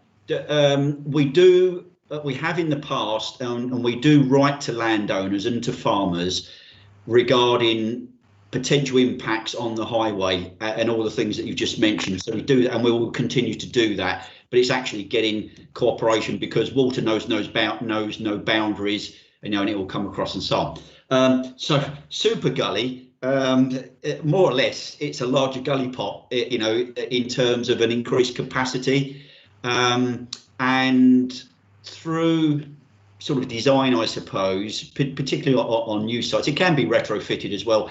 Where the infrastructure has a lack of capacity or insufficient capacity, these are larger gully pots. What you may have seen around the county rather than a bespoke, larger design, is probably 2 gully pots adjacent to one another, particularly on some roundabouts. Yeah. So again, where the need is for a greater inlet to actually take that water at the point of where the crossfalls are and so on. And also it's to build in some resilience so that we can hopefully try and reduce that routine maintenance going forward, because it's less trips out to site, less carbon, less disruption to the public, all that sort of thing. And certainly that is embedded within, or certainly the new version of Roads in Herts that's evolving at the moment, to build in that resilience going forward, recognising climate change, etc. And the hybrid gully is where it may be an adaptation of, let's say, a chamber, because most gully pots, the conventional gully pots, they're precast concrete, they are round as such, about 1 metre deep. And the hybrid one, normally they may be brick built chambers, but with a gully grating frame over the top. So we would term that as a hybrid type gully. Thank you. Just another observation. I get the impression that the water table is so high at the moment that it doesn't take a lot of rain to cause a problem. I mean, I live in Stevenage, probably the highest part of Stevenage, but my back lawn is permanently sloshy, not actually puddled, but you walk along it, you sort of mud surrounds your shoes. So it must be the water table as a result of all the rain we've had over winter. Anyway, Asif's the next one to come in. Thank you, and it's interesting to listen to the comments and good suggestions that come in. Can I just like to take a slightly different angle about residents' perception about this issue? And it's what it is fast becoming an annoyance similar to potholes about flooding in their particular areas. So in Watford, not only we've got roads in my division, we've got issues in Castebury Park, our gem in the town, which is also flooding more often now. And so I was just thinking about any sustainable actions that the county can promote for residents to think about to help prevent some of this runoff. So, people's drives are, concreted over, out goes the grass, out goes plants, which actually are a natural way of keeping and retaining some of the rainwater that stops flowing onto the road. But it's about what can residents themselves do in small matters and, just to help prevent that. And I think a lot more could be talked about that, because it's not going to change tomorrow or the day after. This is, the climate change is happening. It's going to rain more at different seasons and so on. And it's how we ensure that the residents understand it, get educated, and also take part in those actions, small actions, which actually work together to mitigate some of these floodings that are happening, and it does cause annoyance. It's a fair point. I don't think a lot of residents realise that there are things they can do, and they have got a responsibility to protect their property after all. I thought, I'm not up on planning law, because I'm not on the planning committee anymore, but if anyone put hard standing down on their back garden, for example, patios, etc., I thought they now had to get permission because of the drainage issues. I don't know if anyone knows if that's a fact or not, if there's any. John? I don't know, Chairman. We can find out, having recently No, you don't. You don't. Okay. No. That was talked about a while ago, wasn't it? Well, it was, and I was going to say, everybody shook their heads, and that's interesting. But when I recently put an application in for a bit of work in my house, certainly North Herts were very keen to know what I was doing with the water and where it was going and how it would disappear. And that was just one little bit of work. But taking an action forward, perhaps in all the work we're doing, some communication on what residents can do might not go amiss. It might be an idea. Well, I mean, we could do this easily to invite the district council into the scrutiny, and then we can ask them directly. Yeah, okay, thank you. I just wondered, Chairman, whether Sian just wanted to say a couple of words about our PFR scheme. Yeah, so... Sorry, property flooding resilience or something similar.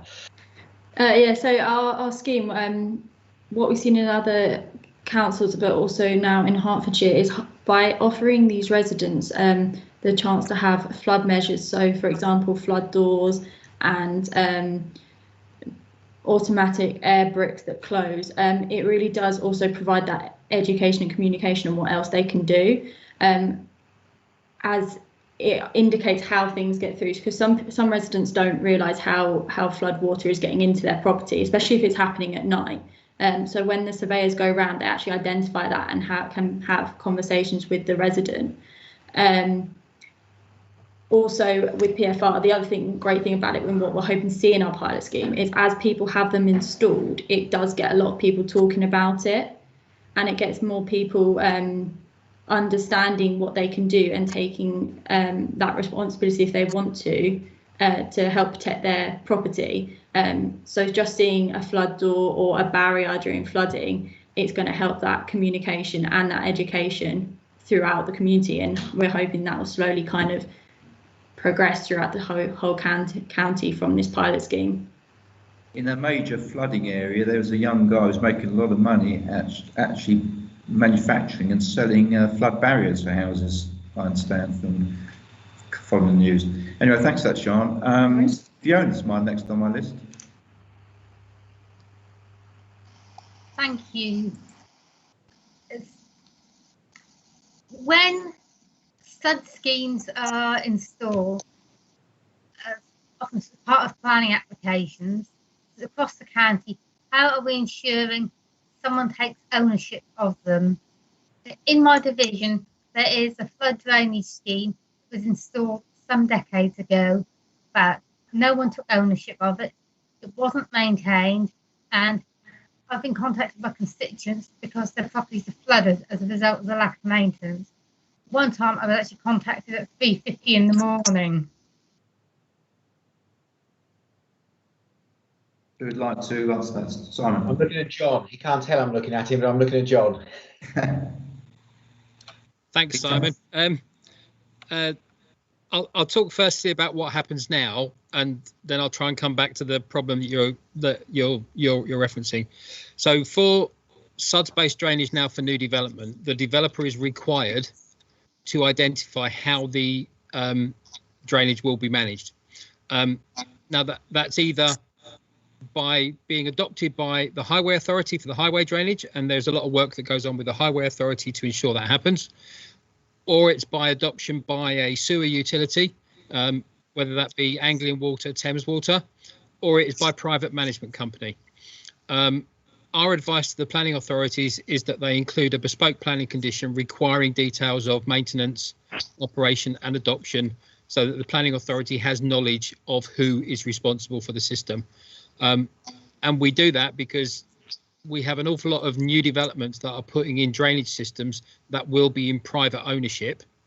And we need to know, both us and the local planning authority, should anything go wrong, who can be approached. For older systems, what you've identified is a real problem. There is often a lack of understanding or knowledge about bespoke drainage assets that have been put in, where effectively they are what we would call abandoned assets. In that circumstance, the lead local flood authority does have a responsibility to take note of those assets. It has no responsibility to take them on or maintain it, but it is there to try to establish ownership. Now, the big problem is that often that is difficult, and then nobody takes responsibility for it. And when they start to fail, it becomes a big problem. I have to say, to my knowledge, there is no immediate solution. We can certainly have a look at issues, but we cannot guarantee an outcome. And it is something that I think, as Simon mentioned earlier, kind of needs this multi-agency review type approach to see who might be responsible, could be responsible, willing to take things on. But there was certainly a discussion yesterday at the GRIPE panel around things like the impact of drainage on unadopted roads, and this is a very similar issue. Ultimately, responsibility for it, I think, is likely to fall back to the residents that are impacted or being served by the asset. But I can tell you now, I don't know of any legislation or legal position that can ascribe that responsibility. So it is a problem. Thank you. Steve. Thank you. I mean, as Sandy said at the start, we're seeing increasing numbers of instances of heavy rainfall, and it seems unlikely that that's going to change anytime in the near future.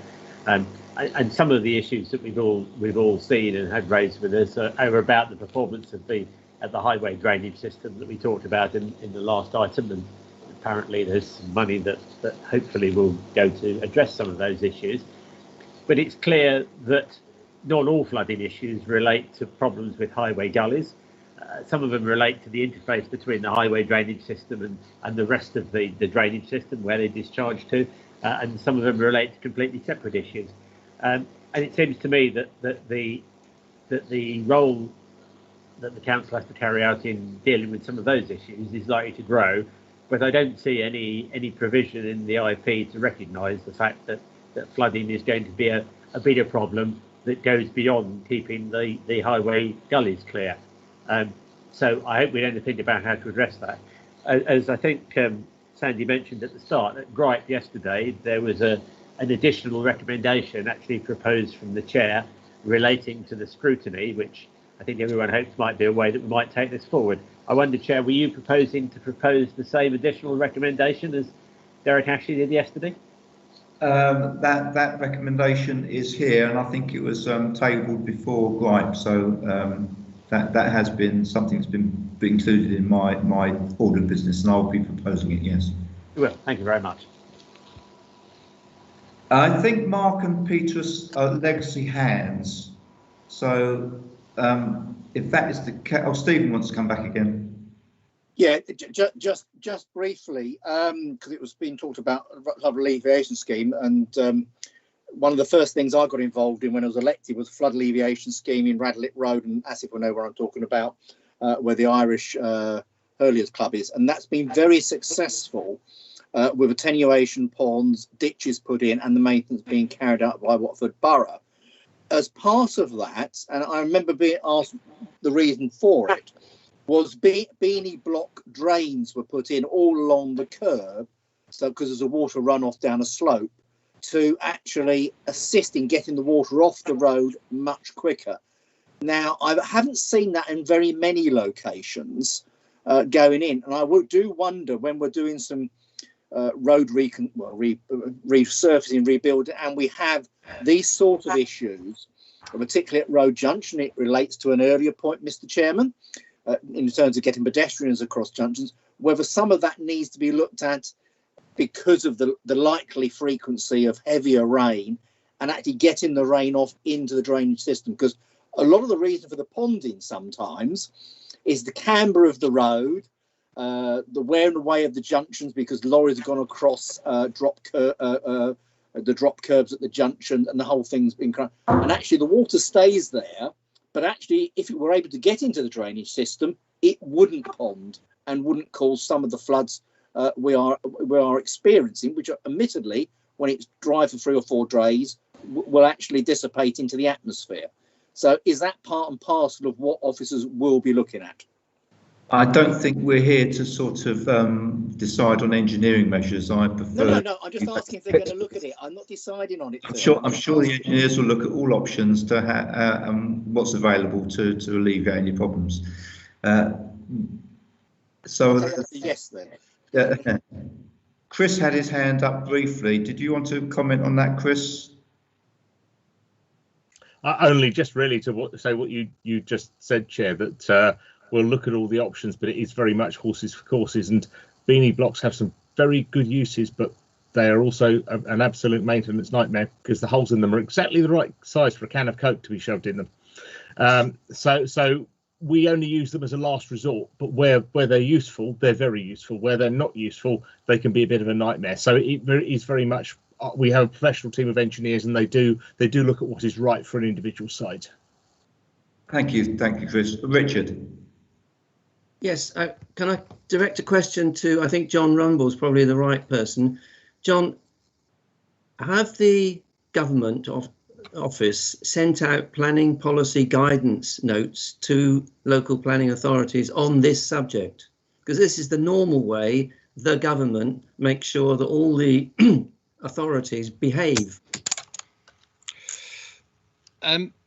Okay. obviously, for development, there is guidance to local planning authorities around how to deal with flood issues, flood risk issues and drainage issues. And that's included in the National Planning Policy Framework and in the National Planning Policy Guidance. To be fair on my planning colleagues, many of them are not technical experts in these areas, and they rely very much on the advice given to them in the past by the Environment Agency and currently by us. Now, I think, as I said earlier, there are very, very few instances where, when we are consulted, the planning authority will just ignore us. There is a lot of development going on at the moment, and we have an awful lot of work. I think we roughly comment on somewhere around about 800 planning proposals annually, and that's things of, as I said before, of 10 units or more. There is guidance in terms of the way that we, as the lead local flood authority, look at drainage, and that is produced by DEFRA in consultation with the wider industry, and we do use that, and we use that as our policy background. We have also taken that policy background and reinforced it and formalised it through the work that the LLFA has done on the local flood risk management strategy. So there are a suite of SUDS policies in there, and certainly local planning authorities do also include policies around drainage, SUDS, etc. And those are constantly kept under review. It's done through quite a dynamic process, Richard, on the basis that these things are changing all the time, and it's based upon industry best practice, and then the ability to apply that practice much in the same way as highways colleagues do, about horses for courses, the right solution for the right place. Our job as LLFA is to reinforce that approach and to support the planning authorities in getting the right solution for those sites. There is still sites that do fall through the gaps, and those are some of the smaller sites. And there are also issues around picking it up, particularly in relation to some of the highway connection issues through the Section 38, Section 278 works type stuff. But increasingly, we're joining up the activities within Highway DM, Highways Development Management, and the lead local flood authority work on SUDS and drainage advice to make sure that we cover those off. I hope that kind of answers your question, Richard, but there is a constant influx of this stuff coming out through us, through the local planning authorities, and we do try and provide both advice, intelligence, but also awareness periodically back out to planning colleagues. Thank you very much, John. But you've answered. One question has arisen now. This doesn't apply between 1 and 9 dwellings. So all this wonderful advice is not getting through to the local planning authorities for them to use the same process as you would with 10 plus. That's not 100% true, Richard. At the moment, the LLFA is the statutory consultee to the planning authorities for major development. The process, as described, should apply to minor development. The problem is the capacity within the local planning authorities to apply it, and to apply it appropriately, because they don't have the expertise. It's just that the LLFA is not the statutory consultee. We are getting an increasing number of consultations from local planning authorities for minor development where they consider there to be a surface water flood risk. And we have a proposal in our local flood risk management strategy to actually generate mapping, and we haven't done it yet, we need to do it, to ask planning authorities where we would like to be consulted about particular forms of development regardless of size, because we are concerned about flood risk. Now, that minor development consultations is something we are not statutorily required to do. It's something we asked to do with the planning authorities because we think it is relevant. The biggest issue we have is the volumes that are coming through, and sometimes they are more difficult than the larger sites. If I was to say, it's relatively easy to put a drainage system on a site for 1,000 residential units in a greenfield area, but to do it for an infill development of 5 homes in an existing built-up area can be problematic. And that's why there is this issue of things falling between the stalls, but we are trying to pick some of it up. Thank you. Thank you. No more hands, so perhaps I can ask you to vote on the recommendations. The main recommendation was that the Cabinet panel notes the content of the report and the measures being proposed to increase Hertfordshire's resilience to flood risk and specific flood events. And as I alluded to before, this has also gone through GRIPE, and the same additional recommendation was accepted there, which is the Cabinet panel recognises and welcomes the flooding scrutiny that will be undertaken later in 2021 and recommends that this covers roles and responsibilities, resourcing, probable scale and extent of current and future flooding, and also includes evidence from flood risk management partners such as the Environment Agency, district and borough councils, water utility companies and the Highways Authority. So if I can ask you to vote on those, please.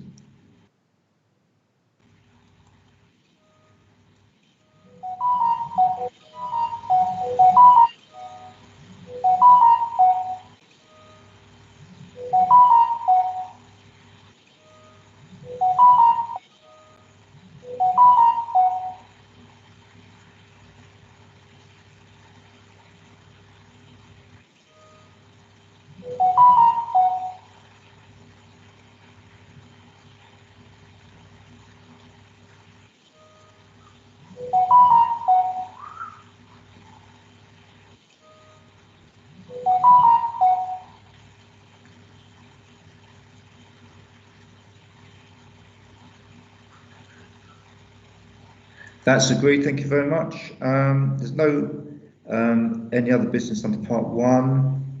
There's no part 2 closed business.